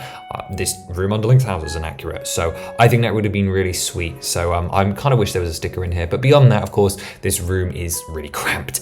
The crate's content is so good, but let's just focus on that. At the moment, it's still right at the back, that's where the jumper stud is, which is too fiddly, too far back. Not a huge fan of how difficult it gets to get out, or mostly how difficult it is to put back in and then secure down, especially when there's space right in front of it, because the space isn't used for anything else. So I don't know, wall it off or just bring the jumper stud forward to put the crate here. But of course, it doesn't matter because the fact they included this at all and what they put in it is so good. Start off with the first one, right? We've got the Hylian shield. It had to be. If you're doing Master Sword, you're doing Hylian shield. They made a new piece, it looks fantastic. We've got that slight bevel to it, which is really unique, and they placed the handle in the correct orientation as well. Not as in a game accurate way, although it is as well, but mostly from the perspective of just making it easier for a minifigure to hold and look good when it's posed. We have the little crest up at the top, and of course the design is using the newer, more modern Hylian crest design started in Skyward Sword Breath of the Wild. This is definitely the Breath of the Wild shield. Not that I wanted them to use the Ocarina of Time shield, but it is curious to me that even though it comes in the same bag as Ocarina Link, he's not actually attached with it. I assume that's because of the Ocarina, but mostly because it's not his shield, maybe? I wonder. Just a conspiracy theory. We got 5 other things in this box though. The next smallest one is the compass. This is literally just a 1x1 existing print. This thing has existed for ages. Doesn't look like the compass is in game, but I didn't need it to. I'm just glad that it's here. It's a cute reference. Makes me miss dungeon map and keys. Yes, there are no keys in the Deku Tree dungeon, but it's so iconically Zelda, and the hookshot isn't in the Deku Tree, so I think the rules are out on that one. As far as other loose builds in here, with the bomb, which is using a design that, yeah, works really, really well. We've got a minifigure superhero poser piece stuck in the underside of a minifigure head. Minifigure head, yeah, is perfect for the Ocarina of Time bombs. I wouldn't have called the minifigure stud, but it works really well, and it means that you can hold it, not from underneath, but from the stem, so you can kind of toss it and lob it, which is fun. As mentioned, we have the hook shot here, which is done perfectly. Perfect rendition of the hook shot. We've seen fan builds that get close to this, but this is the best by far. Using use of the pyramidal piece on the front, you've got a stud and then a flower element. So you've got the ribbing of representing the chain, and then another stud, and then of course the gripper piece so that you can hold it out. And that's going to look so good. I can't wait to see what people do with that as a posing piece with these figures and that hook shot. Amazing. We also have the 2 potions, and we'll go through these together. We have the magic bottle, as I'm calling it. I don't want to call it a stamina potion because it's not a stamina potion. It is just like a magic refill, which is using a brand new minifigure head in bright green. Okay, and then a yellow stud and then a stamp piece in the top to recreate the shape. It's done really well. It's obviously a little thick, but I don't really care. I think it looks perfect. I wonder what this would have looked like with a 1x1 cylinder brick instead, but I like this build just fine. And then using another minifigure head, we have a heart potion or a red potion. Yeah, makes perfect sense. It's the most iconic of the potions. Cool. It's great. Could have been cool to have an empty bottle, but again, I'm pushing my boundary. This crate is full and it's full of so many good things. It's a delight, truly a delight. Yeah, and also just so good they included. They didn't have to do this. And then lastly, of course, with this build around the front, we have a little vine dripping down from the inside. This is actually something I didn't mention in the tree interior, but they are there too. They are part of the base tree interior, so they actually don't change between versions, and it works for both Ocarina of Time and Breath of the Wild. But yeah, you've got 2 more jumpers out front, and these ones are designed for the sign and Navi. I just thought that Lego's sign was always going to work because it can be broken off just like you can do it in game. It's great. The sign translates to "it's a secret to everybody." everybody, great, because the language is a secret to everybody. That makes so much sense to have on the side, and I'd love to get multiples of this print. I do think in an alternate reality it was 2 1x3 tiles, just because then you could split it and it splits down the middle. It'd be cute detail. That was something we saw in Artem's 10K LEGO Ideas submission, but beyond that, it looks great. And then of course we have the stand here for Navi, who is, again, we'll talk about her later, but yeah, you can put anyone here. In fact, you could take her off and put Adult Link. There is no side build for Adult Link. It could have been here. It could have been very small, specifically because what if it wasn't a build that you did with the Ocarina version? Obviously this treehouse and the pedestal get built regardless. But what if you use those parts that are usually built with the Ocarina of Time tree, but not built with the Breath of the Wild tree, so that when you don't have his tree up to display him on, you could have the Ocarina of Time pedestal. And again, this is something I kind of explored in my video, and yeah, you're missing some stuff to make the sword secure, but you have these white round plates which are used in that build, and yeah, in the Breath of the Wild version, why not make the sword pedestal? Although you would always want to display the Master Sword in the Breath of the Wild pedestal if you have that version up. So it's kind of a moot point. I can see why they didn't do it, but it is just kind of weird to have him floating around, especially when like young Link's just in his treehouse chilling, and it's lovely. I suppose that's for us to build stuff next to the Deku Sprout, and he can hang out with his friends from the adult timeline. Again, 2 Master Swords would have been nice to have because of Adult Link. Again, I would have appreciated having 2 Master Swords in this set. It doesn't feel like a huge ask. I realize it because they're maybe making the mold, it's already coming in the set, so like just adding a second copy, which they could have done anyways, a spare if the sword was smaller, so it would have been useful, but again, not a deal breaker by any means. That sword is incredible, which we'll talk about later. Okay, we're done with the Breath of the Wild tree and all the side builds. I love both the side builds. The treehouse is potentially the cleanest part of the set. Again, I cannot stress I love the main tree, but that treehouse is truly fantastic, and that's coming from someone that Ocarina is not their favorite game at all. Okay, time to change the tree. So let's look at how we actually build the model. Of course, when it arrives to you, it arrives in a box, and this is actually using the newer box design that was introduced this summer with sets like the Great Hall, which allows you to lift the lid off. Now, in the past, we've had opening lids, but this one is made of thinner plastic, paper even, and it's not a bad thing by any means. I just don't love the quality. It feels a little floppy. However, the positives of it actually outweigh that, which we'll see in a second. Let's talk about box design. On the front, we have the 18+ design of the dark green strip. There are no special Zelda references on the strip, which is something they do when they do Marvel or Star Wars ones of these. They include like lightsabers, or like Batman gets a Batarang on there. Anyway, usually they get a thing. So having no like grayed out Master Sword is probably just a cost-cutting measure, but I imagine if we saw more Zelda 18+ sets in the future, they might include references to those molds across this icon strip. Of course, we've got all the relevant logos and the information, being that this is 77092, the Great Deku Tree, and of course, the is a European box, so it doesn't tell you that it comes with 2,500 parts. I'm so glad that this set does not come with the light brick, not because I wouldn't have wanted a light brick, but because then I don't have to have that ugly sticker on the front that's been reinforced like what we saw on Barad-dûr. We've also got the logo, which is using the classic website stylings. This is stuff we see on the generic Zelda website that's been associated with the timeline and stuff. It's actually a really nice font, again, using that dark tan color, which is sort of the new series logo going forward with Breath of the Wild Tears of the Kingdom, although once again, I love that red logo down in the bottom so much better. It's so crazy to see these on a box together after so many years, not only of me making customs where they appear on the same box, but also just like 40 years of waiting. And of course, they display the Breath of the Wild tree on the front of the box.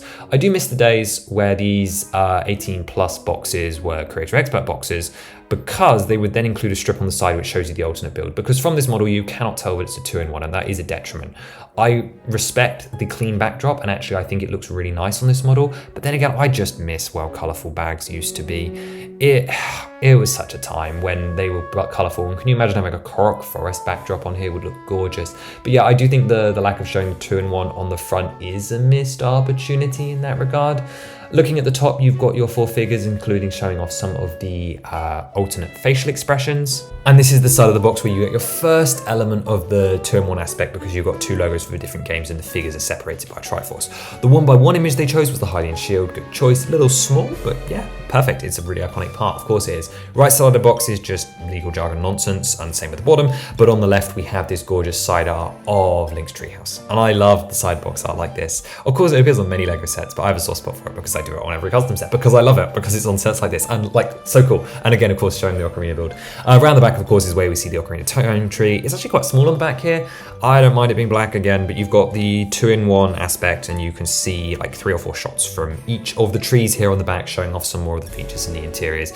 Yeah, this is one of those boxes where they couldn't really do anything else, but I do think they should have mentioned the 2N1 in the top right-hand corner of the front. Just, even though it would have been messier, it needed to be here in a more of obvious form. Yes, I know it's in the logo, but like, you want to see it. You want to know what is a 2-in-1 for and how different it looks and how crazy it is. But just having this massive box that has the tree like front and center is crazy. I love it. It's good box design.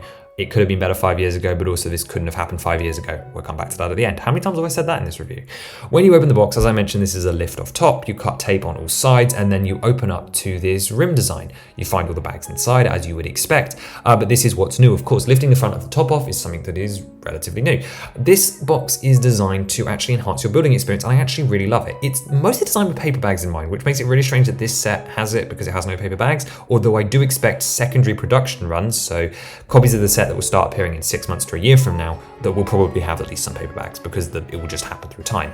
You know what? It's actually weird that this set has plastic bags at all, given its design frame and the fact that it's coming out after Barradur, which was all paper bags. And we know that these sets existed around roughly the same time, at least in some form of concept model, because of the leak that happened in February 2023. So it makes me think that this set was sort of finished for a while, potentially, because then it would have been using the older plastic bag system, probably beginning of the year. Obviously, it was revealed in May, but it makes me wonder if they were preparing this for factory late last year. Who knows? Who knows how long this has been in the works? We'll probably never know, but it is a curiosity. Anyway, the actual box. The box is designed so that you can build in it. It's nice and big in that regard, and the bottom half is much stronger than the top. And of course, you could put pieces in here, and because it has a lip, it means you can leave halfway through a bag and not have to worry about putting pieces back in a bag. That being said, the great thing about the paper bags is they actually stand up, meaning you can put pieces back in them and not have them worrying about falling out. How I used it was I actually stacked up the bags. I also really like this because it means you can carry it around like a building tray. This is cute, it's just built in. It stops me going from the kitchen every time to go and get a tray, basically. Although I do not love that it means the box is no longer open for the side, but that is truly just the long-term fan of me getting pedantic. I love the tray idea. I also love the fact that the bags now stand upright when they're paper, of course, and I love the fact that you can build in it and leave pieces in it and feel safe. That is a huge upgrade and really necessary for sets like this. When I transform the tree in a second between the versions, I am going to build it in this box so that I can test out this feature because I am just that much of a LEGO fan, I guess. Let's talk build order then. Inside the instruction manual, of course, you get the general breakdown, but we'll come back to that later. You build the first 2 bags, which is Link's Treehouse, and you get your 2 Ocarina of Time figures. Then you build bags 3 and 4, which is the Master Sword pedestal, which gives you Breath of the Wild Link and Breath of the Wild Zelda. Then you start on the main base, which is bags 6 and 7, which, 5 and 6 even, which get you tiled off. And then 7, 8, and 9 are all included in the sort of shared build, and it builds up this central trunk here. As I mentioned earlier, you actually attach all the side panels. The bottom layer is basically done. There's no detail in the middle. You do some of the foliage, of course, none of the trees and none of the roots, but you do also build these 2 side pieces which go up around the sides of the face. This was a weird choice to me. Obviously, you would do it because they're the same, and if they're the same, you might as well attach bits that are the same in the build before you stop it, so you print less of the 2 instructions. But as you're going to see, other aspects of the tree are the same, and you don't build those. And I'm gonna question why we couldn't have built specifically the 2 side panels and the top of the tree before the box split, because there have been plenty of LEGO sets which build things and don't attach them to the model. Yes, I realize you could lose them and this is chaotic, but quite literally the Ocarina of Time version of the tree asks you to do this to avoid opening more bags than necessary. So I don't understand that. However, I'm not going to complain about it because this is where this set elevates the LEGO system. We said not really when it comes to techniques. There are new techniques. The build is really impressive. We use Rivendell as an example. But the really big revolution here, and to be honest, what's huge and impressive mystery about this is the bag splitting that they did and which bags which set uses. The Breath of the Wild tree is more linear. The Ocarina of Time gets a little funky, but is still more so in a 2-in-1 because most 3-in-1 creator sets, if you're building the secondary models, just ask you to dump all the parts out at once. It's not entirely new. We have seen secondary models where they tell you which bags you need before, but never on this scale, for one, and never where the secondary model is still a B model, but it's not really that much, it's not that damn simplified, right? Like, it is still a solid model that requires a lot of parts and still has unique bags, which is not something that B models usually have. Usually they just kind of suffer through it and make use of the parts there. It has 2 bags exclusively for it, one for the mobs in 22, but 21 is specifically for Ocarina Tree parts. So, Breath of the Wild uses 10, 11, 12, 13, 14, 15, 16, 17, 18, 19, 20. Basically every bag through to 20, but not 21 and 22, as we expected. And Ocarina opens with using 10, 14, and 23, already going out of order. 23 provides the magic difference for face construction, which is the first thing you do after the bag split. In the Ocarina version, you build the face module and the Skulltula drop, and in the Breath of the Wild version, you build the entire like face moving feature, and that uses like bags 10 and 11 and maybe 12, and then Ocarina Tree uses 10, 14, and 23. Specifically 23 there making the big difference, and bag 10, which is commonly used in the Breath of the Wild version for like parts, it has parts like the jaw in it, adds to the decoration around the bottom of the Ocarina of Time tree, which we see in these roots here, which is just a key part that was really necessary for the Breath of the Wild tree, but they just happened to find a good use for in the Ocarina, so it wasn't in the spare parts pile, which I appreciate, but it's that kind of thinking which we see in Creator 3 and once. So then after you've opened bags 10, 14, and 23, we've built the faces for the trees, at least in the Ocarina version, you open bag 14 before bag 13. This is what I mean. You build sub-assemblies out of order in the Ocarina tree, and then they sit unused. They won't be attached for a whole bag, specifically bag 13. So once 10, 14, and 23 are done, you open bag 13. Bag 13 in Breath of the Wild in normal order builds the side panels and attaches things together and sort of tiles off the top of the tree. This build is identical in the Ocarina of Time tree. Again, not a problem. It's actually really clever uses of parts that the trees look so different and uses them. But I do not understand if the Ocarina of Time tree was going to go out of order anyway, why bag 13 and then later I think it's bag 16, which builds the like base structure around Walton's room, bearing in mind not the Walton decoration, just the structure that stays the same for both trees, couldn't have been built and just not attached to the model before the bag split, meaning that there was less of this confusion. You would also not have to go out of order because it would already be out of order, but also not really. Do you see what I mean? It's not bad. Again, it just shows how they've managed this, and it's actually really, really creative. And I cannot imagine the nightmare it was to try and work out, let's put this part in this bag so that then you have to open one less bag when you build the other version. It's just an incredible like job, and like salute to all of the people in the instructions team that managed this, because yeah, it must have been a right nightmare to figure out. And it's just impressive how little redundancies there are. So I built Ocarina first to test this out specifically once my chat convinced me. And once we were done, there were very, very few parts left over from opening bags 10, 14, and 23. Specifically these arrow roots here, which I guess I missed from the model. Whoops, I built it incorrectly. You're seeing it corrected now. Just a couple of spares that would be usually spares in a build, and then maybe one or two Technic pieces. This is incredible. Like, how? How did they manage it so that there are basically no unique parts left over in either version except for when you open specific bags? Like you open 10, 14, and 23 and use all of them. Huh, crazy. That's crazy engineering, crazy engineering. So you can actually see parts get their second uses. These aerial root covers around the back are used frivolously. In the Ocarina of Time version of the tree, they are just covering in the back of the Deku Tree. And you can see that they're frivolous because in the Breath of the Wild version, they just use the macaroni elements. Okay, they use the 4x4 tile, which clearly means that they are using them because truly they can. They needed them for the shaping on the Breath of the Wild aerial routes, but they had them, so they thought, why not waste these in the tree time? So they put them around the tree and then around the back. It's clear that they just wanted to use them. I appreciate that, but it is a clear example of the Ocarina of Time tree being a B model. However, this is not always the case. Examples like the macaroni elements that make up part of the Deku Tree's beard are clearly necessary for the Breath of the Wild tree and were most likely first choice for the top spire of the Ocarina of Time tree because they're thick and tree-like. It makes sense. This is an example of parts that felt like they were necessary to both builds, but used in complete different ways. And that's smart too, and I wanted to point that out. It just shows you how they were really trying to minimize messing around and also making uses of the parts that they had while clearly knowing that the trees were completely different and they were going to need parts apart. It's kind of hard to tell the difference a lot of the time, and it still has two bags of exclusive parts in that Ocarina version, so it's actually really hard to tell that this is very much a secondary model because it feels like a primary model a lot of the time, apart from the fact that it is smaller and uses less parts.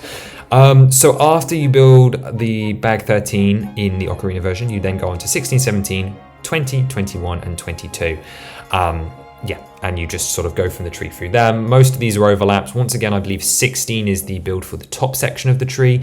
17 is the arm sections that come out of the tree. And then your 20s are your green leaves, which obviously Breath of the Wild uses, but obviously it's mostly used in the Ocarina canopy. 21 is the unique one, and 22 is your creatures for Ocarina. And there are 5 bags that are unique to Breath of the Wild tree. Remember, these don't get opened at all unless you're building the Breath of the Wild version. Once again, I want to highlight that they didn't spread these parts out. They made sure that the unique to Breath of the Wild tree versions are in these 5 bags so that when you build Ocarina of Time, you don't have these parts lying around. They are sealed in the bag. You can do whatever you like with them. They're just there. And that is bags 11, 12, 15, 18, and 19. 18 and 19 being the pink leaves. And then 11, 12, and 15 developing the unique parts of the face, and then the aerial roots, obviously, in 15. And it's also funny to me that the Koroks are included in all of these bags, meaning you don't actually build them. If you build the Ocarina version, it's a shame like that. It's like how if you build the Breath of the Wild version, you don't open bag 22, which is where all the mobs are. So of course you're going to open them anyway. But it's just funny to me that they didn't bother to include these characters in the first bags where you build them at the same time. Like, feels like a no-brainer to me, but whatever, not my problem.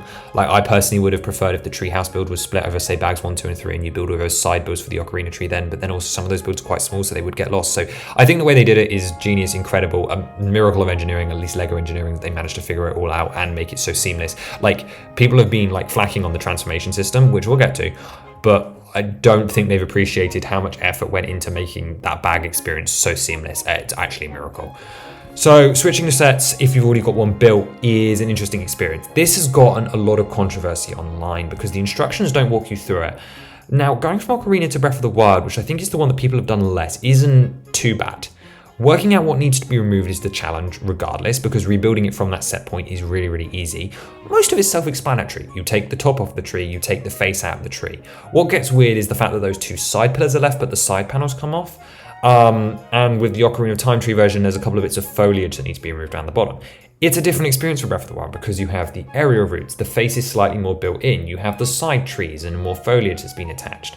But what makes it more confusing is the fact that certain things don't get removed, like these mushrooms. Like, why are these not removed when you're building the Ocarina version? I don't think it's a bad thing. I just think it's extra confusing that it doesn't need to be. So I think the fact that most reviewers probably built the Breath of the Wild tree version first and then built the Ocarina of Time version probably ends to why there was so much confusion out there, because yes, that would make the taking apart process to rebuild significantly harder, and I had a harder time. Going from Ocarina of Time to Breath of the Wild, however, only took me about 5 minutes and was actually really, really simple.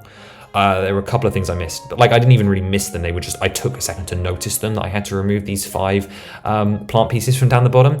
So as far as the big controversy going to go, it's only really the fact the instructions don't walk you through it. That is the problem here, is that they don't like handle the transformation well. They didn't have to include them. To be honest, I think most casuals will just enjoy building this section from scratch, or they'll rip it straight down to the base and then they'll start from there. Obviously, they don't have to build the pedestal, so a large point of the build is taken out, but that's half the fun with LEGO, right? Rebuilding it from scratch. And like, yeah, I think most people will just rip it off and rebuild, or they won't be rebuilding it in the first place. So take it as you want. But of course, as we've talked, with some of these builds past the split are actually identical for both versions. So you actually have to remove builds and then potentially take apart builds that you're going to build in the identical way. So yeah, either take it all apart or be smart about it. I don't understand. It's a weird middle ground. I do understand why people are confused, and I do think it's a problem. I think the instructions are the biggest problem here. But I also think the problem has been exacerbated by the fact that most people have built the Breath of the Wild version and then turned it to the Ocarina of Time version. I agree with the people that were saying build Ocarina first and then go to Breath of the Wild, if that's your display option. If your display option long term is going to be Ocarina, build Breath of the Wild first, enjoy it, and then mix Ocarina. I'd always recommend building the one you're not going to keep first, just so you can experience both. But I think if you're planning to display Breath of the Wild, which I think the majority of you are, yes, build Ocarina first and then change to that. The transformation is significantly easier, and if you're worried about it, just take it apart and enjoy the experience, because it is a lovely set to build. The instructions, however, do excel at the extra information. Everything is labeled, there's a beautiful write-up at the beginning, all of the fonts are like in timeline style. I love the triangles in the background, it just reminds me of the website, it's great. Everything's got descriptions, everything's accurate. As far as I can tell, there are no big like canon errors or spelling mistakes. Nintendo wouldn't let it happen anyway, but yeah, everything's labeled here, nothing's missing at all, only stuff like a designer interview or like a fun picture of someone holding the set with like a life-size Master Sword and Shield made out of Lego or something, you know, like designer interviews, like what appeared at the front of Rivendell or Titanic and stuff. They like to do these cute things with large pops. I wonder if it was a Nintendo thing, but also I think the Mighty Bowser had one, so I would have preferred to see like a little piece from Aonuma or Wes Talbot here or something like that. Anyway, I still lament the front page being plain. It's not as bad as other examples of this because the render's actually pretty good on this one. Like, it's not like really trash like the ones that we saw in 2022. Like that Minecraft one was awful, and so was the Hungarian Horned Toad to a certain extent. So I lament the days that we could have had color, but it's not as bad as others. I would have preferred the front cover to be black again, personally. The split page is interesting. You split here between, and it tells you which page you need to go to for which versions. This part's handled absolutely fine. It's fine. It does the job. It's an instruction manual exactly as you expect. No mistakes as far as I could tell, although I have seen some interesting color printing errors in some of them, but then again, that's just perfectly normal. And of course, it's a very thick book. This is a long model to build, which is exciting. It's good. However, you've got to remember that a large chunk of these pages are obviously for the secondary model. I'm very glad that the secondary model is included here. I felt that they had no choice, but then after what they did with the 8-in-1 Batman brickheads, who knows anymore? Right, let's get onto that Ocarina of Time tree now that we have rebuilt him and go through all of this again before coming on to figures. So once again, the first thing to discuss is his visual presence. I mean, taking a closer look at the model, we can see that he's not so much thinner as this basic profile here on the side is identical, but obviously without the roots coming out at the 3 various points, it's a different shape entirely. And that's largely aided obviously by the removed elements from the Breath of the Wild tree. Actually, quite hiddenly is where they attach the 3 different points. You've got one there, one inside the mouth, and one over on this side. And because I built this model first, I didn't actually realise that that's what those were for originally, which is, in my opinion, a good thing. Of course, there's lots of changes down here, and not having the trees changes the dynamicism as well. But this is very much the base shape of the core of what you build. You saw in the other clips that apart from this section up the middle, these side profiles don't stay the same. And these side builds, even though you build them later, are identical between those versions, including the crown at the top, which looks completely different thanks to the fact that it's filled in. But let's go a little bit more specific. Again, starting at the bottom, here we get to see both the benefits and the downside of having the shared base between the models. On one hand, this is incredibly vibrant. Just like the other one, apart from missing the trees, it's almost identical, even insofar as to add and keep the mushrooms and silent princesses. As we all know, the Ocarina version was just a big grey empty field in game. So this, on one hand, is a benefit because it makes it more vibrant, brings it more into the modern day. I would imagine that if they did a remake of the game, it might look something like this. However, on the same opposite downside, this is effectively a downside because it's not actually accurate. We've got stuff like the babbas and stuff, but this big puddle around here just really isn't relevant at all. So this inaccuracy is sort of either a good thing or a bad thing in a way, no matter which way you take it. In my opinion, I think it's a good thing. I think it sort of elevates the model and stops it from looking boring, the same way that I think these accurately recreate the muddy textures, but yet still sort of make it feel alive in just a completely different way to the other tree, which is quite impressive really at the end of the day. Particularly as we mentioned earlier, I really like making use of these Breath of the Wild tree paths. Like here again, there are those paths that we used on the aerial routes. This is the tree's jaw, and they didn't have to put these in at all because they could have just left them in the extras bag, and that would have made the 2-in-1 film more disappointing. And that's what people I think have been underestimating when they're talking about how the wasted parts from the 2-in-1 mean that you're getting even less value for money. It's not true because they're actually adding value to the builds, although admittedly this is probably not the best example because they're kind of just stuck in front. It's like ones like this which actually create roots, and also I really like the dynamicism of having the mushrooms here under the stalks, which I think is really, really cool. Yeah, so it's nice to see parts like that be used to elevate the model beyond just like the ones that are required, like we've got with the eyebrows up here. I think it could have been taken further. Obviously, there are still those 5 bags which are unique to the Breath of the Wild tree, and there is more that could have been done, but to be honest, I don't mind the restraint, and I think it makes sense in order to maintain some accuracy to the original model, whilst still making this tableau diorama of the Ocarina version. I do actually, based off that conversation alone, want to bring this in. Here is the Ocarina version with the Breath of the Wild pedestal. Obviously, I haven't added the 2 trees, which do go a long way. If you want to see what this looks like in this combination with the trees, check out my upgrading the tree video, which is a much shorter experience, so I don't know why I'm bothering to plug it here. But you can see that that extra detail does start to not clash, but create a fairly messy and lively base here, but also adds to the length. And obviously it makes no canonical sense, and I don't love this combination, specifically without the trees to make it feel complete, but I do think it's worth showing off, and it does give you this huge amount of empty space as well to work with. Like, that's a lot of figure posing space if we take Link and move him around. I do not, speaking of that then, let's get this out of the way, appreciate the mushrooms. I have no idea why these are still on this model. These should have been added as part of the Breath of the Wild changeover, and therefore I personally think they should be removed from this model. I understand that they add to the colour, and I actually do in that theory like them being present because, as I said, they add to the model. But accuracy wise, it is just not possible really, is it? I can see why they've been left in, because they suit this more colourful base and that more modern era that I've been talking about. So really, I'm a big hypocrite, so we'll leave it there. Let's look at those new base additions though, starting off with here, my favourite new addition, and also one of my favourite builds in this set. We have the Deku Babbers. They're separate side assemblies that you build as bag 22, and they come attached to this base here, and they've got these two leads here which hide the ball joint, which is just so clever and cute. It reminds me of like a stage element, which I think is a lot of fun. And on the ball joint here sits the actual sprout, and you can get quite a range of motion. So obviously the ball joint down the bottom spins them all around, and then up at the neck you've got 360 as well, and then of course you go and sort of move the mouth open and close as well. And they've been perfectly recreated. They were always one of those builds that when you looked at ideas submissions back in the day, I wondered how an official model would look of them, and yet they managed to find a really nice compromise. They're really curvy. I mean, the stem's obviously a little thick, but that's sort of just a limitation of the LEGO building system rather than a fault of this model. And the fact that you can open the mouth, and of course you get two of them in the set, they're really, really fantastic. And I just really love how they've been rendered here in this form with so much posability and playability as well. This is a build I'd be more than happy to see them use again, and obviously you see them in different colours for their different game incarnations.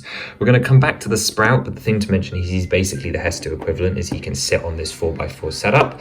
And then back behind him we actually have a Gossip Stone here, which is one of the 2x2 tiles you actually add much later on in the build. But yeah, again, this has been perfectly rendered using a 2x2 setup. I mean, it might be considered a little stubby, and obviously it just is nowhere near as rounded as they would be in the game, but that would sort of be unavoidable. You've got this beautiful 2x2 print with the Sheikah eye on it, and then these cheese slopes to round it off. And once again, just like the other model, you can move this around to any of these jumper studs and put them wherever, or of course remove it to have it emerging from the ground. So yeah, we can leave that all over the place, which is fantastic. And then of course the other big one down here is the new addition of the tree opening feature. So let's do it as if the tree is going to let you into the dungeon. That's a really cool feature.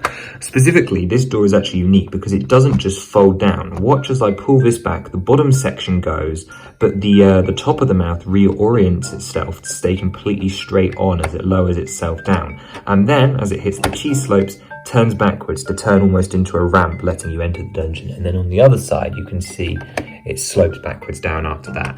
So I was just not expecting how well engineered this was. Yeah, you've got a little bit gap at the top, but it kind of actually adds to the facial expression and makes it seem like he does have a mouth, which is true, because if this was all full, you wouldn't have that. But yeah, no, it's not just a simple feature. No, it had to be extra complicated, which is awesome. And I just really love how much, again, unnecessary engineering went into it, because I'm pretty sure the door doesn't even do this in the game, but it's much appreciated. I think it's a really cool function. It's really, really smooth and goes backwards and forwards. It's not perfect though. If I spin the tree around, you'll notice that on the back how this mechanism works. Obviously it's just using a rail plate and then a variety of technical parts, and you can see how that tree there goes down, sort of being inside the wedges of the door. It's very dark, so I'm not going to worry about it too much. But the problem I have is that as you lift this model around, if you sort of tilt it at any backwards angle, this thing can start to slide open. Or if you have it in the open position and then push the tree up against a wall, you're going to get into some awkward positions. I found this out on stream when I was tilting the build to try and show it. Obviously I wanted to show it off, and you can sort of just about wiggle this closed from the front as well, although that's not working very well for us, oh dear. And then if you wanted to tilt this back, it's gonna start to open. I realise this is a niche scenario, but personally, I think there's a solution that adds to the fun. And that is that round the back here, if we had a latch or something, some sort of hinge brick that sort of comes down into the middle, and you put the 1x1 lock print on it to make it look like it's locked. And once again, I know there are no locked doors in the Deku Tree, but this is besides the point. I think that this is a little loose at some points. However, it has not given me any problems today in review, because typically we're on camera. But yeah, if you want to know what that was like, check out the stream. But then again, I was tilting it to 90 degrees, but it's gotten in my way a couple of times, so I definitely wanted to bring it up. especially obviously because this extends out the base more, and once you pass a certain point it goes. So I think a locking mechanism would have gone a long way, and also been seamlessly integrated as well. Inside this interior then, of course, the original sort of fern elements up here on the ceiling that were part of the sort of same like joint tree build haven't changed, but they actually add to the atmosphere even more than they do in the Breath of the Wild version, because again they fit that N64 texture pack, and they're obviously things that are seen beyond climbing walls and so on inside the tree. We've got a couple other things, again all on jumper plates. Over on the left hand side we have this classic torch. This is a perfect build, there's nothing really to say about it because it accurately recreates the source material to a T. And in the top we have of course the flame element as well, and of course this can be removed to snuff it out because these torches would of course be lightable in game. But yeah, no, again another build that you can just sort of move around. You do have these two other jumpers which just have leaves on them, again just sort of showing that this is the inside of the tree, I guess. I'm not really sure why they felt the need to add them, but I suppose I'm never going to complain when it's more of these 2x2 jumpers that you can add. Here of course are those roots that we were talking about earlier, again another part usage, but no need to repeat myself. And then of course on the other side we have this chest here. This is the chest I said could have been a secret in the Breath of the Wild version, and inside there it's far too dark to see, but if we lift it out we have the fairy slingshot, and the fairy slingshot there is using the normal slingshot piece with the dark tan stripe, but it's great to have another piece of equipment, especially one that's accurate. Again, key, dungeon map, boss key door, something like that could have been also fun to have in there, but you can customize it all perfectly. It's quite a simple interior. There is of course that one more feature that we'll get to in a second, and also I should mention that when you bring the door down you lose a lot of that interior space, which explains why it's sort of so bare and why there's not too much going on in there. But of course they didn't waste all this space because there's all this space up here which is hiding that other feature. Firstly of course you can bring this cobweb down to make it sort of more in the way, or even pretend I guess that this is the jumping feature, like you can just he falls through into the basement, which is quite neat. Obviously that doesn't work thematically, but I do still think it's cool nonetheless. And then of course up above you can see we've got this ratchet. So let me first show you just how it works. So we're going to push down on this. Let me show you down here first. And then the Skulltula drops down and gives you a little bit of a wobble, and I really appreciate that he's free dangling because it actually recreates the feature in game. And of course around the back you've got his weak spot here, and to reload him you don't have to like physically turn this because it's a ratchet joint. All you have to do is sort of just push around halfway and it does that boom boom boom boom boom thing, and then it locks it in place. Like this technique piece here, it's black on black, but it locks it in place and then it's completely done. This time we're going to do it with the door open, and we're going to see the problem with this feature is that he's going to come down and he's going to be able to swing a little bit, but the door sort of gets in the way. But this is something that's modifiable by just changing the connection up here. But how this works is actually pretty clever. Let's reload it. Is that you've got a sort of just gravity-based mechanism where there's a piece of string attached to a white circle of tile, which is coincidentally looks like spider's web on a spool, which is just nice Easter egg with parts color choices. I think that's really cool. And then as it spins around to the bottom, it like the weight of the Skulltula pulled it down to the side so that as it can free fall, it just drops. Again, if I just drop it up here, you can see do that and it spins and he comes down and can like go. And this is a wonderful 3x3 printed element that recreates certainly, and it so reminds me of those classic early 2010s ideas, submissions and mocks that people, obviously we didn't have the 3x3 tile, but this like print here is just so much like it. Interesting uses of gold and yellow. I assume just this part doesn't exist in yellow, but I like the added bit of texture it adds. And of course, as I said, it connects at the top there. And you've got all 8 legs in grey. It's just really well realised. Obviously, if you wanted it to be a little more 3D and a little bit more accurate to the game, we can spread out these side 4 legs just a little bit, which makes it a little bit more 3D. You can't do the ones at the top, obviously. And this doesn't affect him going up into the tree as well. One thing to note is that when you first assemble the model, it may prove a little challenging to like get the feature working, but basically just do it again and again, and eventually it just sort of settles into a rhythm. It sort of just depends on which way you're turning it and how things are working. So it does come together. Sometimes it won't come down fully, but mostly you just got to let gravity do it. So if you're having any problems, obviously it needs to be in the up position. So say you lift this and it doesn't spin, just give it a little push and then eventually gravity will take the wheel. But you've got to make sure you hold this up long enough to, you can see now, look, I managed to get him stuck. You got to hold this up long enough for gravity to do its thing, although that doesn't take very long. So let me wheel him back up, and then let's say I just do it. Most of the time it's good enough to get him down all the way. Yeah, perfect. Really well working feature. And I'll tell you what you can do is obviously it slowly ratchets him up over time, but if you keep your finger on this here and just wiggle the thing, he sort of goes all over the place, which is crazy. And I also should talk about, let me spin him around, if we get the door down, what he looks like through the doorway. Peekaboo. Really nice feature. Okay, let's get rid of our spider friend now and come back to the outside of a tree. There's not too much extra to talk about with the actual use of colours. Of course, I still appreciate the bark texture, and I've already roughly talked about how these colours and shapes recreate that muddy N64 look really, really well. I'm sorry to keep calling it muddy, but that is just true. The facial resolution of this version of the tree is more than enough, mostly made up, of course, using these wonderful eyebrows and this much simpler nose. The eyes are actually exactly the same build, but it's amazing how much of a different emotion you can get just by the way you cover them up with various different pieces and then the eyebrows.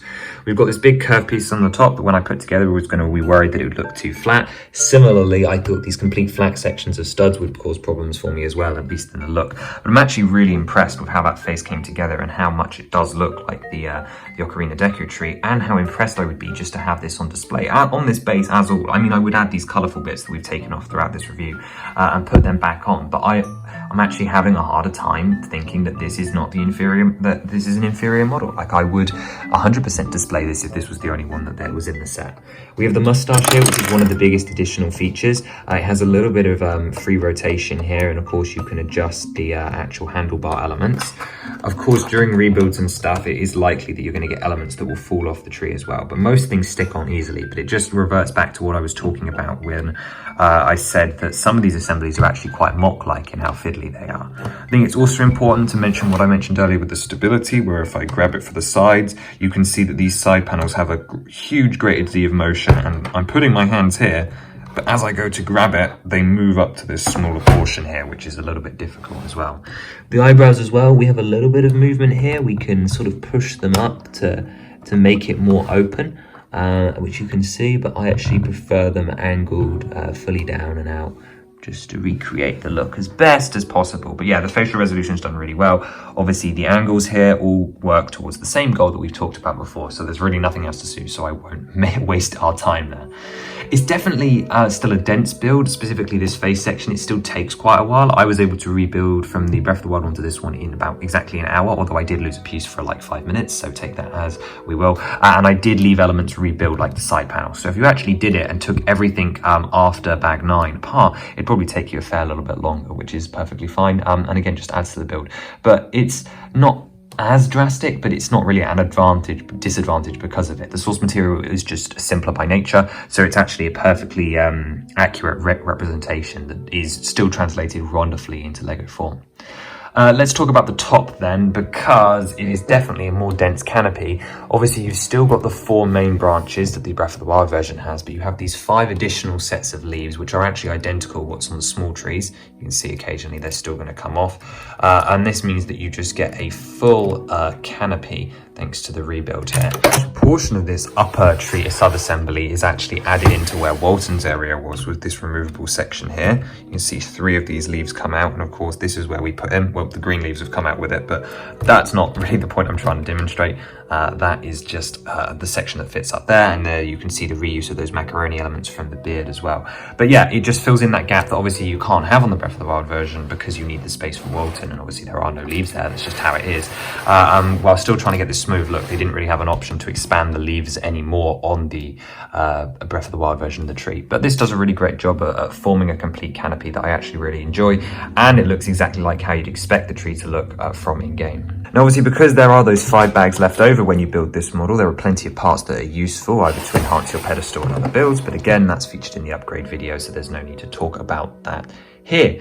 And yeah, that pretty much does it for this version. I know this section was significantly shorter, but that's because we talked about most of the grand thesis points that I wanted to go over. And of course, a lot of the tree remains unchanged. That doesn't mean that this is an inferior model by any means though. As we've talked about, the source material is simpler, and it is definitely a B version, even though it's not worse off because of it, which I think is an important consideration to make. But this set still has so much more to offer because we have fairies and characters and even the marketing of this model to go over. So let's take a look at a huge draw to this set, which of course comes in the form of the minifigures. We're starting timeline order, and that means we're starting with young Link. Here he is, decked out with a Kokiri sword that's using a small sword element but in the wrong colour, and of course a normal shield piece. Yeah, I do believe it did not need a specialist mould. We've had plenty in this set, again, we're talking about that later, with this wonderful Deku shield print on it that looks absolutely amazing. Of course, all the details are accurately represented, and they've even tried to show us the roughened up edges using this dark tan print on the very edges. I've actually turned this upside down in this hand just so that it sits better. If we spin it around, you'll notice that it angles downwards, which is okay, but doesn't quite then like sort of block in the same way, hence why I've turned it back around. Let me show you the difference again. And it just means it sits back in his hand ever so slightly differently so that it actually feels like he's holding it up like he would be in game. But taking these out of the way so that we can see the prints, he actually has a unique torso that is completely unique to him. He also has dual molded arms, which aren't new to LEGO, but are in fact new to this version of the character, which have the bright green colour and then the light flesh tone at the bottom. The print, of course, has his two belt buckles, which were actually recreated with a black outline and a different colours, which isn't really picking up here, but I believe one of them is in a more of a reddish shade and then the other one is brown. It's slightly easier to see on adult Link, and they've put black at the top of his torso, which means this could actually be reusable for different versions of Link that isn't specific to this, so that's really, really cool. Also, there just isn't much space up there to bother printing any flesh tones, I think, and it would be new colour. His belt buckles, of course, have a massive reflection to them, and if we take a look at the back, it's a nice simple torso print, but kind of just still surreal to see because, of course, this is just so quintessentially Link. If we look at his face is also completely unique to him. On one side, we have a stern expression, and on the other side, we have a happy expression. I'm really happy with these facial choices. I think they suit young Link incredibly well, and his more cheerier demeanor, which is really, really nice to see. Of course, his hairpiece, however, is shared between both him and adult Link, meaning he gets 2 uses in this set, which I'm absolutely perfectly fine with. Of course, the Ocarina version, and to an extent Majora's Mask, have this really unique feature compared to the other Links, where we have this central parting, meaning this part is fairly specific for those ones and wouldn't say suit Toon Link or Twilight Princess Link or Skyward Sword Link, meaning it's specific to these two games. It's a tri-molded piece, meaning that we've got solid green plastic here, and it is green plastic, not printed. The flame yellowish orange colour here, which again suits Link really, really well. And then of course on the ears, which you can see is molded onto the inside, we have the lightest flesh colour. And this all goes down to the hat, which is nice and rounded as we knew it would be, to obviously avoid having a sharp end, but still recreating that pointy side to his face.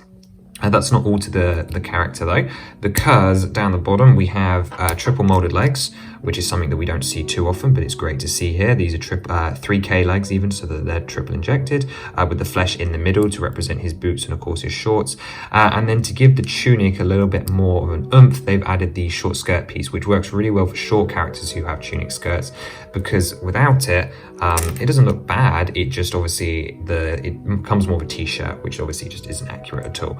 So I appreciate that we added the skirt here for this character because it suits him well, especially when we bring him into Ocarina Link, where we did more what we'd expect down here on the legs, which is just printing of the lower tunic, which I think works absolutely fine and is the way to go, is to print that portion of the tunic.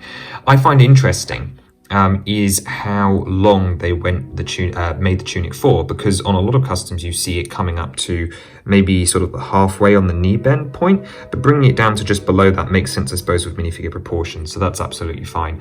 We actually have side of leg printing for this one, which is interesting because we don't on the Breath of the Wild figure, but we'll come back to him in a minute. Of course, we have the skirt basically, or the bottom of the tunic, followed by the white undergarment, and then of course his boots coming up exactly halfway through. These are dual molded legs with green at the top and the brown at the bottom, and the print of white on green is crystal clear, no fading at all, but then again it is a lighter colour, so it would never have really been a problem. His torso is unique to young Link's because of course they are different designs. The belt buckles are the same, but the shirt is much more open and you've got that spot of white with the stitching on the side. And what I've just taken out of his hand is of course the Ocarina mold. This piece only has one studded connection, meaning it can only sort of connect to hands in this way. I did wonder if the top here was going to be able to be held, so it could be sort of held in a fist like this, but that is not the case. Instead, it's an incredibly molded piece. Having this unique mold is absolutely great, but obviously I do wonder sometimes about why it was included. Obviously the game is Ocarina of Time, it's obviously very significant, but it just feels like if you were trying to cut budget or make the set cheaper, this would be the thing to cut, because I don't think anyone would have majorly complained if we never knew it was going to be in the set. That is, of course, it is a beautiful piece that I hope they reuse again, and is of course super iconic, so of course I'm glad to have it, but I feel like we could have made do with a brick built one, or just not having it in here at all, and no one would have thought anything the wiser. It's one of the more extra mold inclusions, which I love this set for. Dual molded arms again, between bright green at the top and white at the bottom, with brown hands, which look absolutely perfect. Choosing to represent hands here with gloves, because he has the gauntlets on, which I think works.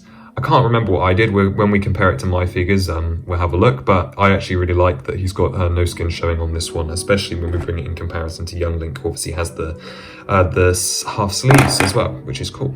As I mentioned earlier, he's using the exact same hair mold, and throughout these clips you will have noticed that it has a penance to be slightly spinny, which is okay. It just, the friction isn't the tightest, but that's also okay because it means it's not going to damage any of these face prints. His face is shared with Breath of the Wild Link, and definitely has a resemblance to Peter Pan if you're looking for the nearest purest alternative. And of course has the alternate face, which is the yeah facial expression, which I think is really nice inclusion. I really don't mind that these two share a head element, because of course the head is universal. I think, however, it is more suited to the Ocarina version, even though the eyebrows are in the Breath of the Wild colours, even though again it doesn't matter because eyebrows are a slightly different shade and it's really, really close, but you can't really tell that. Anyway, side point aside, I think this face particularly suits this version, and of course the Sha suits this version as well. So I really, really love this face. I really like this face for Ocarina, and you'll see what I think about the Breath of the Wild one in the middle, who we are going to bring in next. But first, let's take that out and just show you what he looks like with the Master Sword and Shield.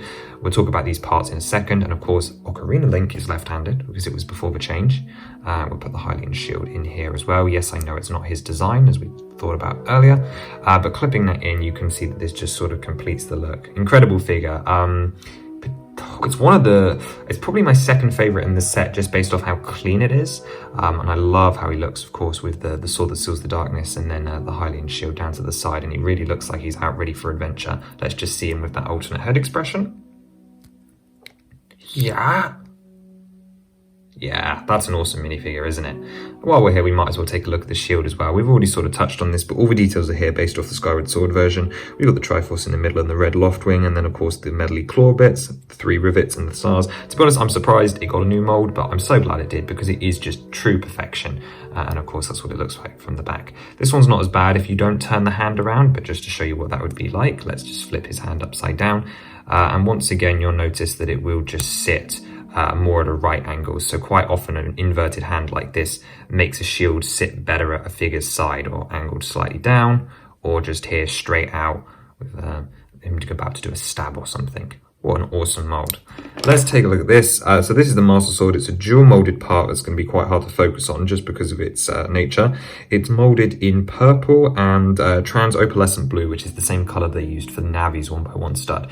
And you can see that it's molded together so that the blade goes into the hilt and then appears at this gemstone.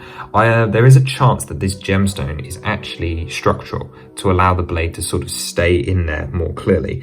And if we look super closely, my camera's not going to let me do this, but you'll have to take my word from it. There is actually a tiny Triforce here, which you can just about, oh, there you go, just about see glinting in the side. Of course, the blade shaping has been sort of thinned down a little bit, but it does have a nice bevel to it and looks amazing. If you're wondering, the blade has a slightly softer plastic to it, and then the purple hilt is a perfect hard plastic.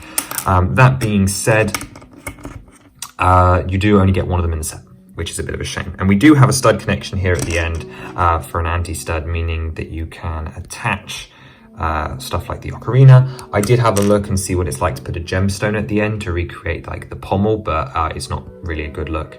Obviously, this version of the sword is in the powered up state, meaning it doesn't actually use a normal metal color for the blade, which I know some people have had a problem with. But to be honest, given that it's in the stone, in a sense, in like the Master Sword pedestal, and is being sort of like charged with energy, I actually think this is a really unique design and adds more of a contrast. So I actually really appreciate that that it's like this, because I also think that I bet this color looks better with the purple than a silver does. But feel free to think of your own for that one. And I'm just really pleased that we have the gemstone. Having this thing powered up and still Legoized is still really, really cool as well.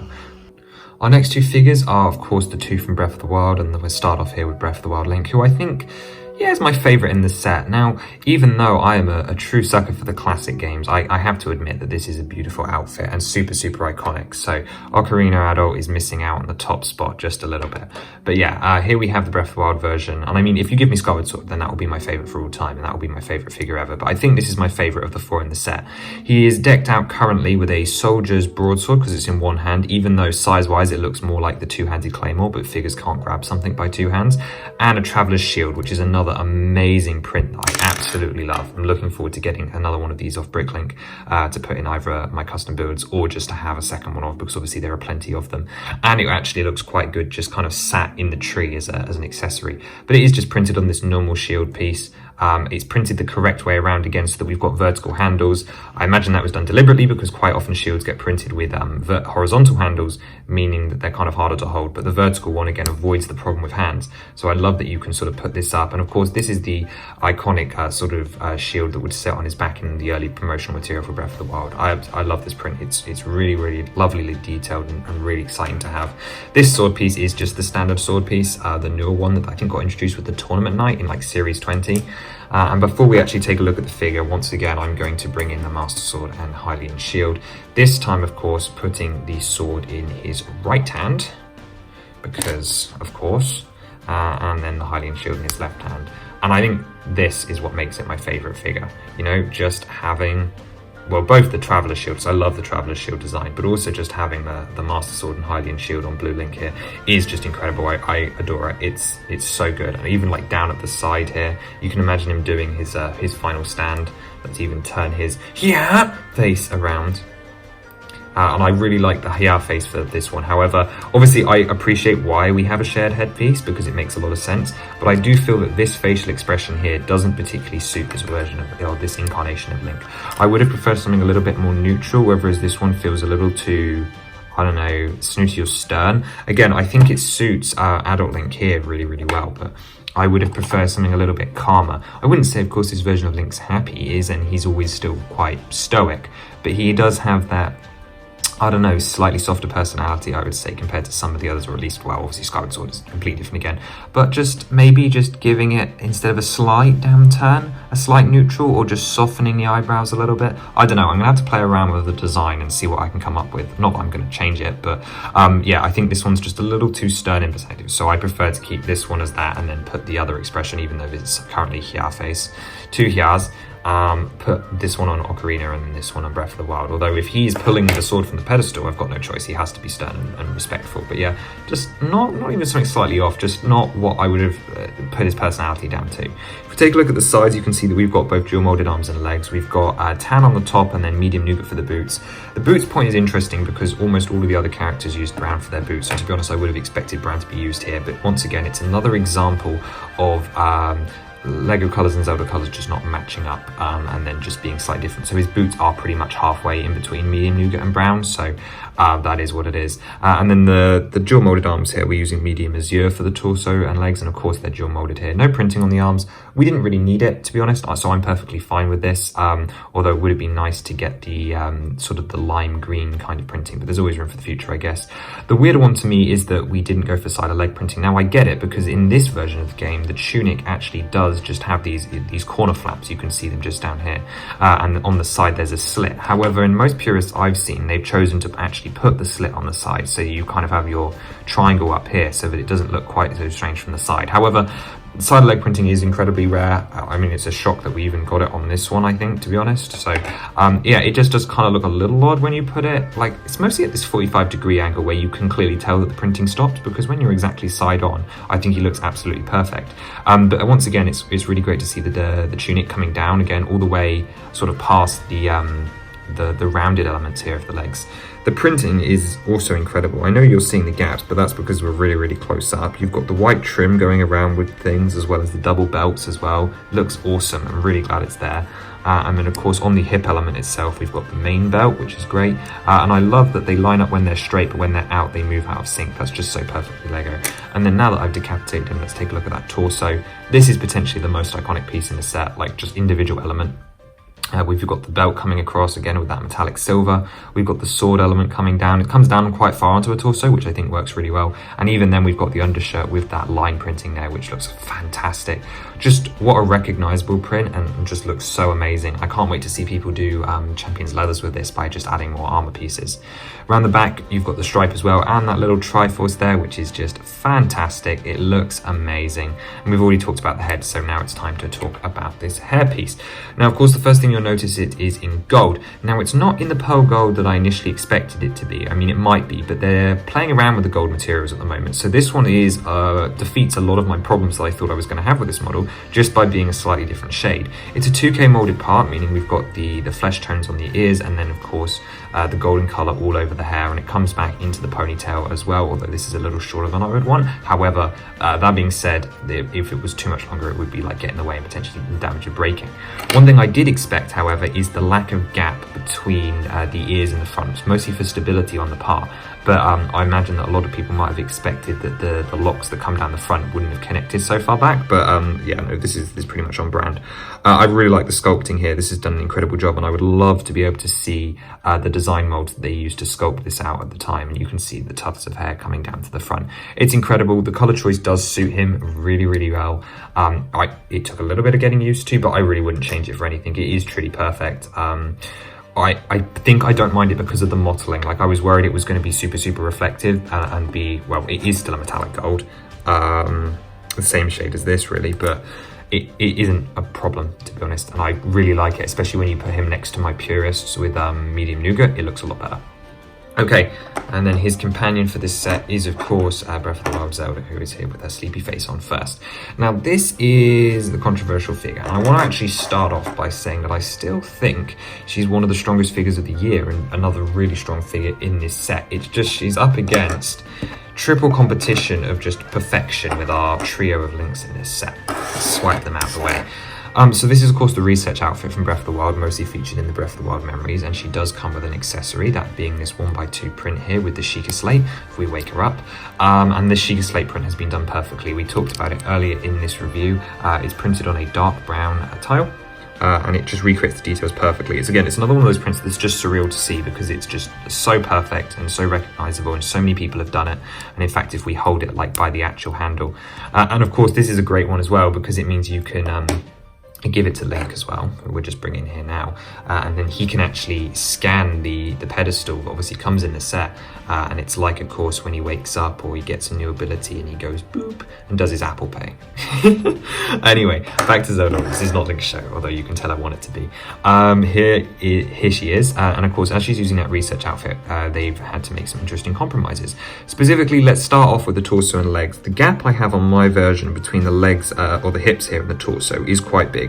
It's not so noticeable when you hold it down, and it really isn't that big on the grand scheme of things, but because it is printed on black, it is quite noticeable, and I'm having a little bit of trouble with how separate it is. But that being said, having the printing here at all is fantastic.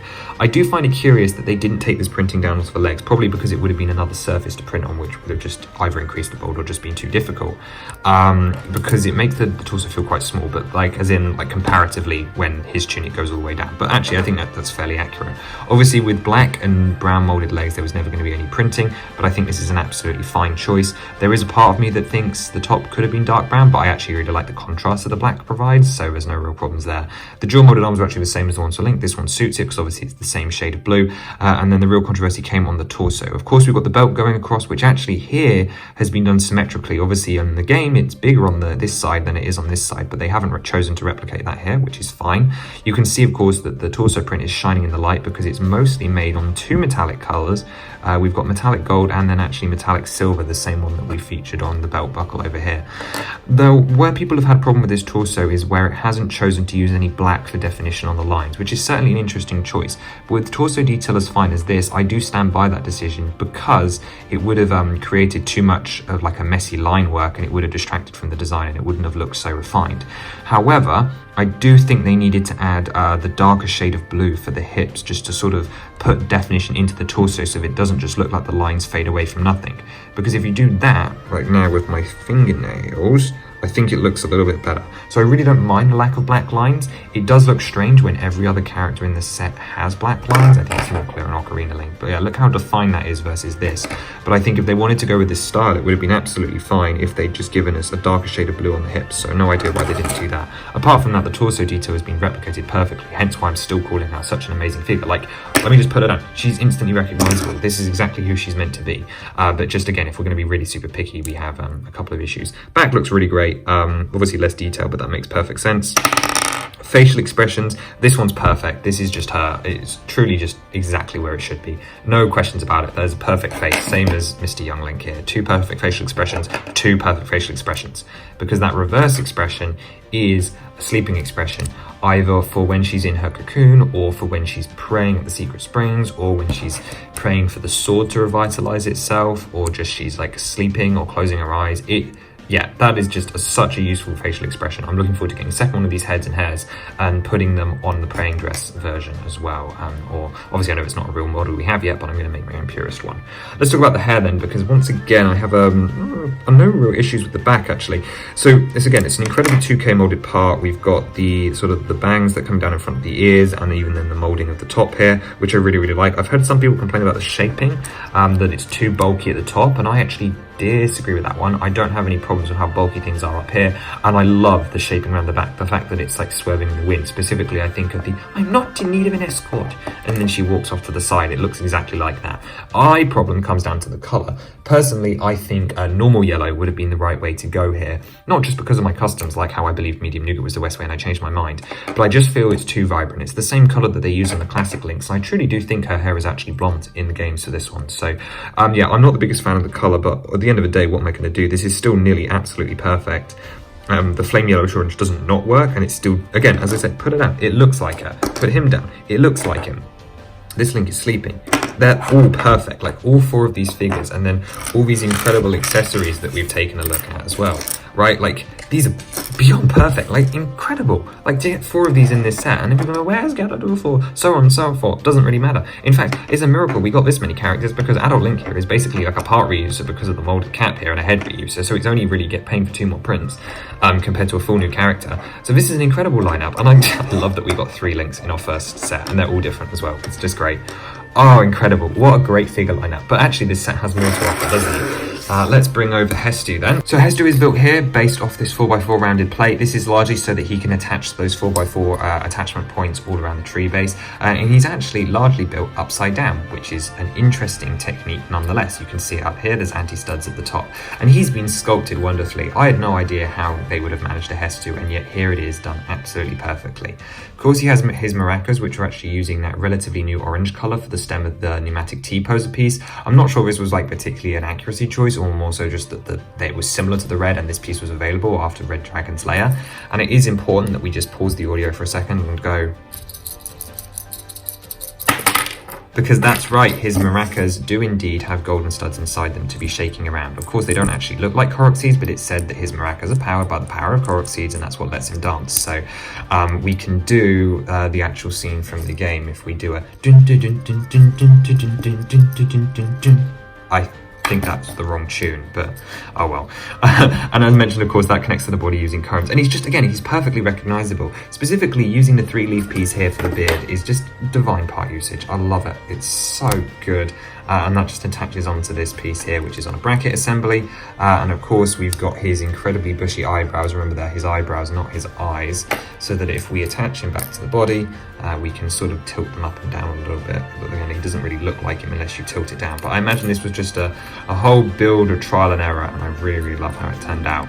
Specifically, of course, the body shaping and the fact that it goes bulbous. It's even different around the back, which didn't need to be. And then as we come around to the top, we've got the bracket pieces with the leaf pieces on. I like how sparse it is. I like that you've got the small leaves over here when we're making use of one of the larger elements, one of the only ones that comes in dark green here as well, which is awesome. And it just kind of creates that canopy effect that goes down onto him. Having him on a base is nice to have, but I'm pretty sure if you took him off, which is going to be really difficult to do on camera because of course it is, he would stand on his own, especially if you use the stamp pieces like they're already here. I'm not going to do it. I give up. He is perfectly stable, but this is besides the point. We also have a couple of other characters in the set, specifically, of course, Navi, who is using this 2x2 printed dish here with the fairy wings on it. I'm really glad that this is a separate part from this, not only because it fits the LEGO style by having a stud, which in this case is in the opalescent blue color that the Master Sword blade was in. Really nice that they did that instead of plain blue, but it means you can customize this, not only with the examples in the set that I'm going to show you, but also for the Breath of the Wild fairy without a new print, and then Talon Tail as well from Majora's Mask. So we have a normal blue default form. Of course, she looks absolutely perfect next to her little young master, but included in the set, actually inside the set, is two other colors. We have green here for targeting objects of interest, and that stud is again faced in the middle. And then we also have yellow, and yellow is for enemies. So you can have her in these different targeting modes depending on what she is posing it. So we can actually put her next to like the Deku Babbas, and she'd be like, hey, listen, hey, listen. But the inclusion of this is just impressive on its own. The fact that they even bothered to have these in here just tells you how much of a fan they were when they made this set. And of course, you do get two of them in this set. So here is the Navi one, who is on two minifigure superhero poser pieces to get that right degree angle instead of using the modified brick method, but this is fine. And then onto an antenna piece. And then we have this smaller one, which is using a stamp piece, and then two superhero poser pieces for the Breath of the Wild fairy, which again is using that same dish print, which has the wings and a little trail of sparkles, but then has that pink spare. And of course you get a pink spare in the set as well as a blue spare, so you can have two Navis or two pink ones, or even two targeting Navis. Or if you really hate the Breath of the Wild game, you can just have a Navi that's ready to target enemies without even switching anything out. So that's cool. But yeah, including those two extra studs for Navi really just shows you how much they paid attention to the source material, which I'm just so happy I can say, because it just makes this set so much more special. We're still not done though, because we have Hestu's three little friends. We have the three Koroks included in this set. Now, if you want to know my options for the other spare Korok mask, because you get spares of both this one and this one in the set, check out the tree upgrading video for the 5th time.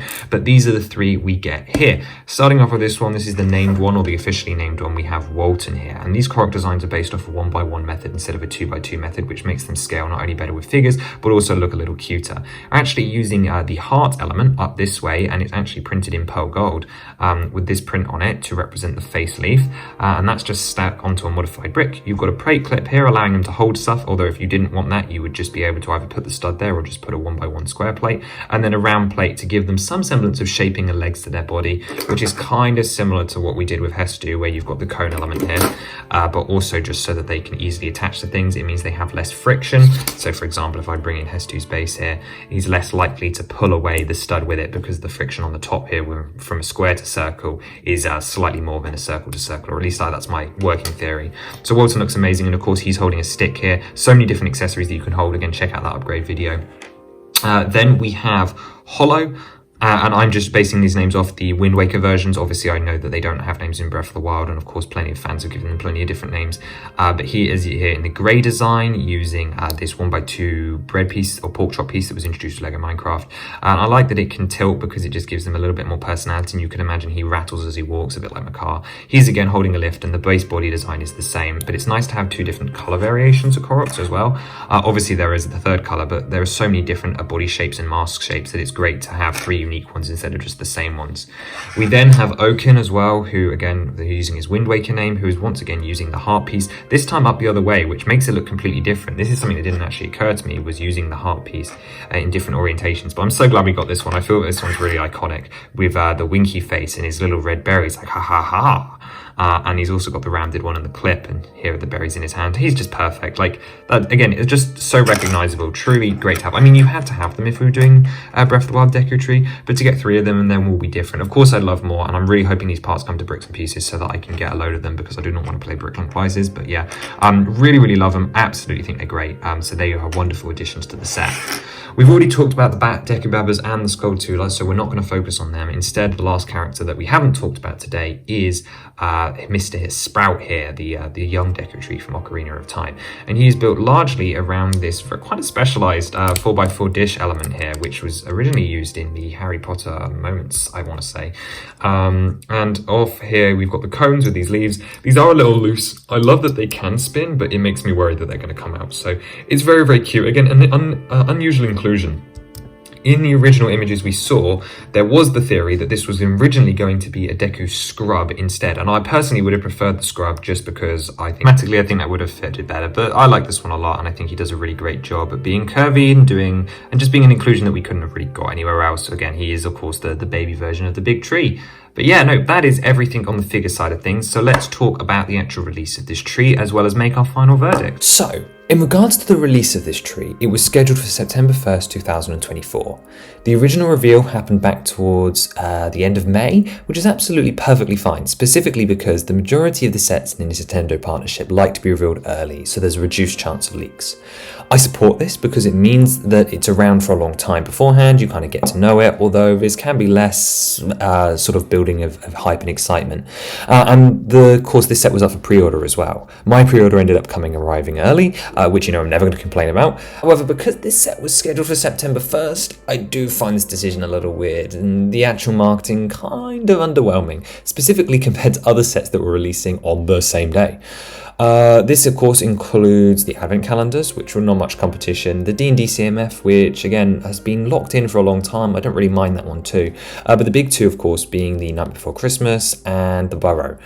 And in the end, Night Before Christmas ended up launching on September 3rd instead of September 1st, which is very pleasing to me because while the Disney adults are lovely, they are known for queuing up a lot for these sets, and it would have meant there would have been even longer queue around the store that day.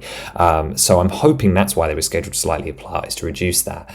But it also would have detracted focus from two other big launches, because remember, there were three fairly big IPs competing around this time. The Burrow definitely sold incredibly well. Most of the marketing, all of the promos, and well, most of the queue at the store for September 1st was people buying the Burrow, which I think is really interesting. Obviously, there was a lot of D2Cs that come out on the same day these days, but for a brand new P being Zelda, specifically considering that like Fortnite is getting, well, majority of the attention on October 1st, it's no longer coming out on its own, but originally we thought it was going to be the only thing launching October 1st. It's a little underwhelming that for such an important set, a big IP and new IP, that it doesn't get a solo release today, which I think would have been more suitable, potentially even if they had to put it into a middle of the month to do this, which I realise would have also been not great.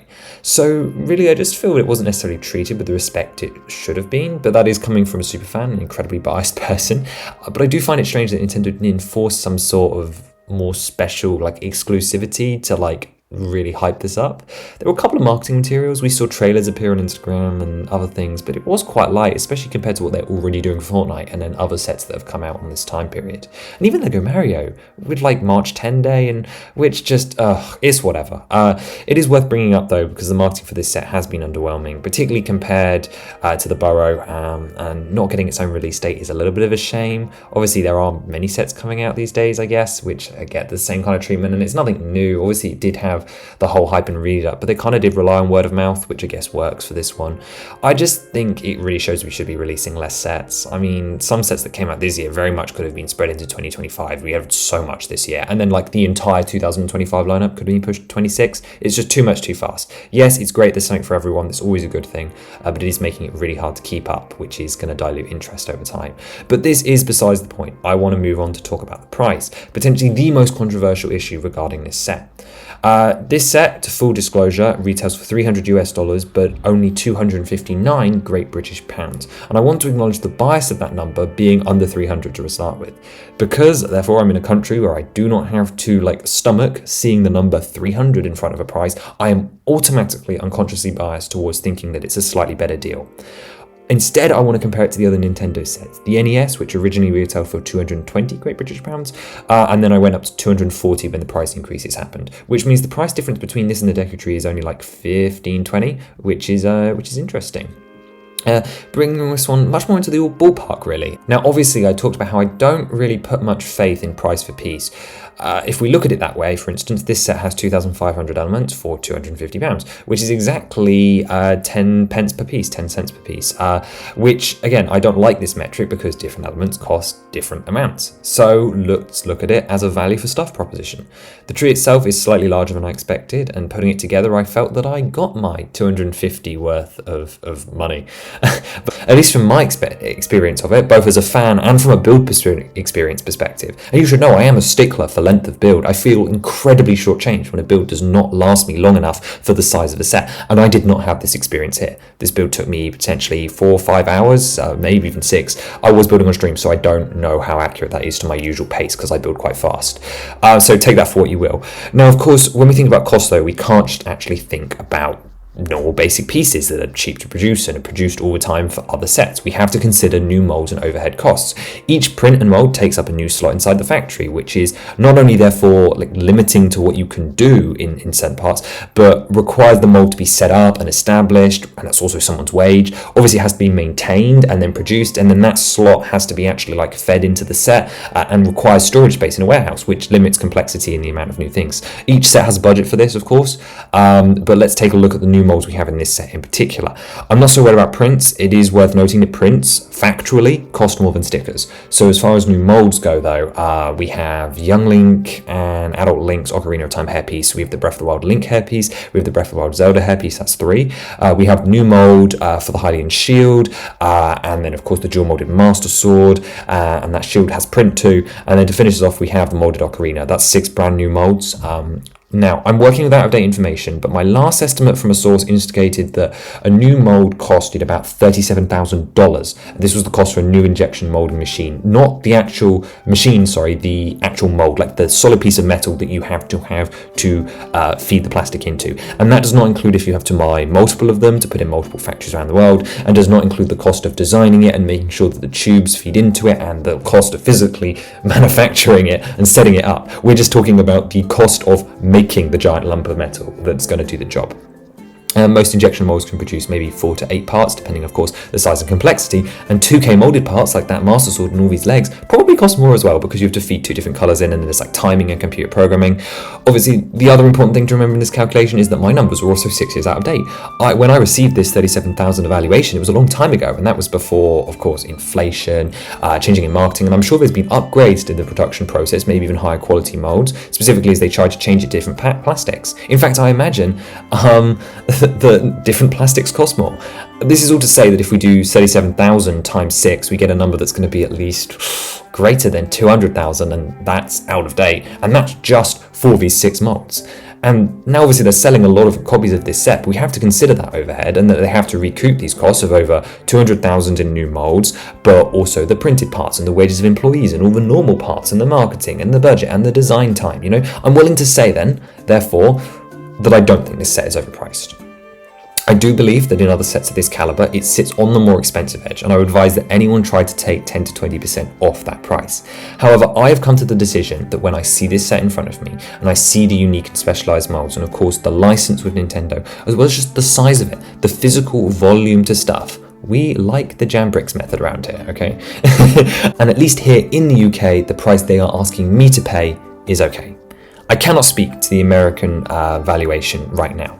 Obviously, inflation is hitting hard, particularly overseas, whereas the UK has sort of been dealing with it for years, so potentially I might be a little bit disillusioned to high cost. But no, I see the value here. I really do, and I do believe that I got my money worth. And that's as a super fan, of course. But even as a casual fan, a fan of LEGO techniques, I think there is value for money here within 10% of retail price. Now, would I buy a second one at full price? No, of course not. Have I already been buying elements from the set as extras at discounted prices? Maybe. Maybe I have a second couple of figures, maybe I have a second Master Sword pedestal. You'll get to see in the future. But at the end of the day, if you want one copy of the set and you're either a fan of good LEGO builds, you're a fan of the games, or you're a fan of fantasy, I would say this set is worth paying within 10% of retail price.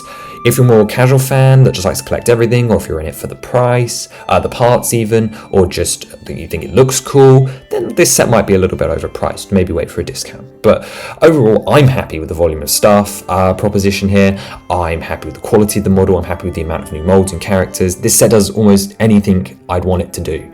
Of course I'm not satisfied.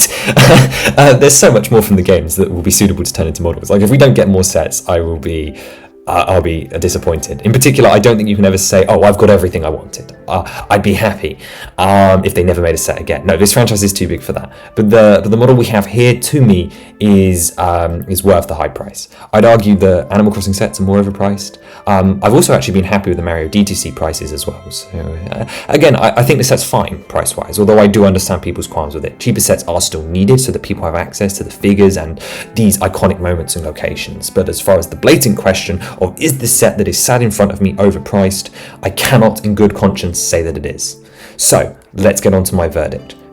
Could this set have existed in any other year? The answer to that is also no. Mostly because, not so much of the new molds, but because of the techniques. We've been moving towards this future of LEGO for a long time. While these curvier parts and these spacious elements and curvy things, and this building has developed to a point now where it doesn't even feel the same as we were in 2020, and I said that 2020 LEGO was a huge evolution. This is very much a 2020s, like a 2020s era model. And while I think it repays a lot of respect and homage to those early 2010 ones, and while the early 2010s is when I would have liked to have seen LEGO Zelda instead of 14 years later, I think this model is better off for existing in 2024. So was it worth the wait? Absolutely. Will I still think it's worth the wait in a year's time if we never see any more sets? No, of course not. We need more sets. There's plenty more to cover. But could this set have existed and this theme begun in any other year? Absolutely not. It's taken us a long time to get to this point, to have refined figure designs and consistent pupils, new mold capacities, the trust in adult products, even though this is a child's franchise, so it should be treated without any bias towards that, and icons, the two-in-one aspect, paper bags, all adds together to make this set what it is. Even new colours, new molds, these are an important part of this. We had the new colours of windshields, but also the macaroni elements that weren't even around maybe 2-3 years ago. The eyebrow pieces and these new wedge slopes that have been coming over the recent years, and the fern element, which is in 2023. These are all reasons that make me think this set is better off for existing in 2024. And as fans, we now have to let go of the past. So, which tree do I prefer? I don't know, that's a very hard question. Objectively, it's the Breath of the Wild tree. It's a game I have more connection to than Ocarina of Time, despite loving the classic games even more than the Wild era most of the time. But to be honest, the Breath of the Wild is just the objectively meta model, because it's the A model, and it has a more visual presence, more detail, in a respectful way. It has those brighter colours and there's more interesting building techniques. It's just more engaged and more vibrant. But at the same time, I cannot escape the feeling that the Ocarina of Time version is also incredibly well sculpted. It looks stunning and beautiful, and it's large. Both of these models are large, and that's the thing. Because you get to both build trees and also the side builds with the pedestal and the treehouse, it makes the decision so much harder. So which tree is better? Why, just buy two of them, obviously. No, I'm not going to, unless I can get one at an incredibly cheap discount. But for the time being, I think I'm going to be switching between the two of them because I really can't get rid of that Ocarina model despite loving the Breath of the Wild version. And it comes down to the fact that I can build both and all these characters at once. If they'd made me choose between these builds and side builds, had I have to chosen between the pedestal, I would have had to have chosen Breath of the Wild for Hestu and the Koroks and the pedestal alone. But the fact that I can have the Babas built on the side, and the Skulltula and all these Koroks and things, I just love the fact that you have that choice and that it supports the entire franchise, beginning to end, classic and new. And I think it's lovely that you have that choice, and it just made it really difficult. I hope they don't believe that there isn't enough audience unless they capture both classic and modern games on the market, because I love this series. It's so alive and detailed, a true modern set that can take advantage over those shrinking sizes of parts to create more detail and a microcosm that balances design and avoids clutter, while still also using large elements to build something of scale that's something that would be deceptively big. My non-LEGO friend actually described it as a world you could live in. It's a world in a box and that you could sort of just put yourself into. And that's surreal that I get to see that on my shelf because of this branding and because of this whole thing existing, and now it's accessible to everyone. I genuinely can't express it, how vibrant it is, how high resolution it's brought into this model, and how much of an accurate slice of Hyrule it's recreated, and just how clever the 2-in-1 concept is, and all these brilliant little characters and designs, and how charming it is to see them recreated. And I can really only hope that this is the first of many. I'm interested, of course, in Hyrule Castle. I want to see more stuff like that, but really I want to see your Hestus and your Koroks, and I want to see your figures. I want to see the Travelers of Hyrule, and of course Ganon and Ganondorf, and the like city locations and guardians and temples and Skyward Sword guardians, even the Loftwing, Tetra's pirate ship, the Helm of Rock King. I could go on for hours. Gerudo Fortress, Majora's Mask, right? Like, I just keep going.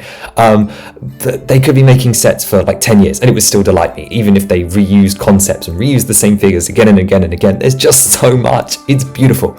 My favorite IP.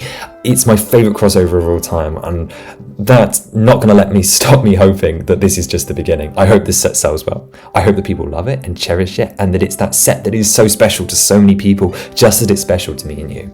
And it really is that simple. I love it. I truly do love it. Will it be my favourite set of all time? No, because this isn't my personal favourite thing from the Zelda franchise, but it is the most special set of all time until we get playsets. But these are some of the best figures and the best builds I've seen, and I just love it. It's so beautiful. I mean, it's just so surreal to be seeing something like this now, and for it to come out of this, there's just the right time, with the right parts. It's so colourful, beautiful, and oh yeah, it truly is like a child in that regard, you know, like it's not my child, but I'm so happy to have it and care for it and love it. It's a beautiful model, beautiful design. I mean, I was able to talk about it for this long, you know. It's like my third video of the topic as well. But you just, to have it in hand is truly magical, and I love other sets more for different reasons, but no set will ever top how much I love this set for just existing.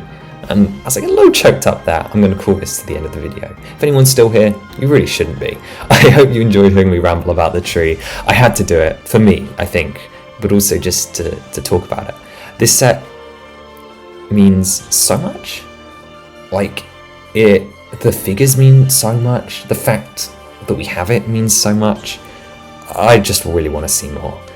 This video was actually incredibly difficult to make, so I apologise that the visuals are not up to scratch. It is a mostly audio experience, but yeah, I hope you got something out of it. Have a wonderful rest of your day, and let me know your thoughts on the Deku Tree down below.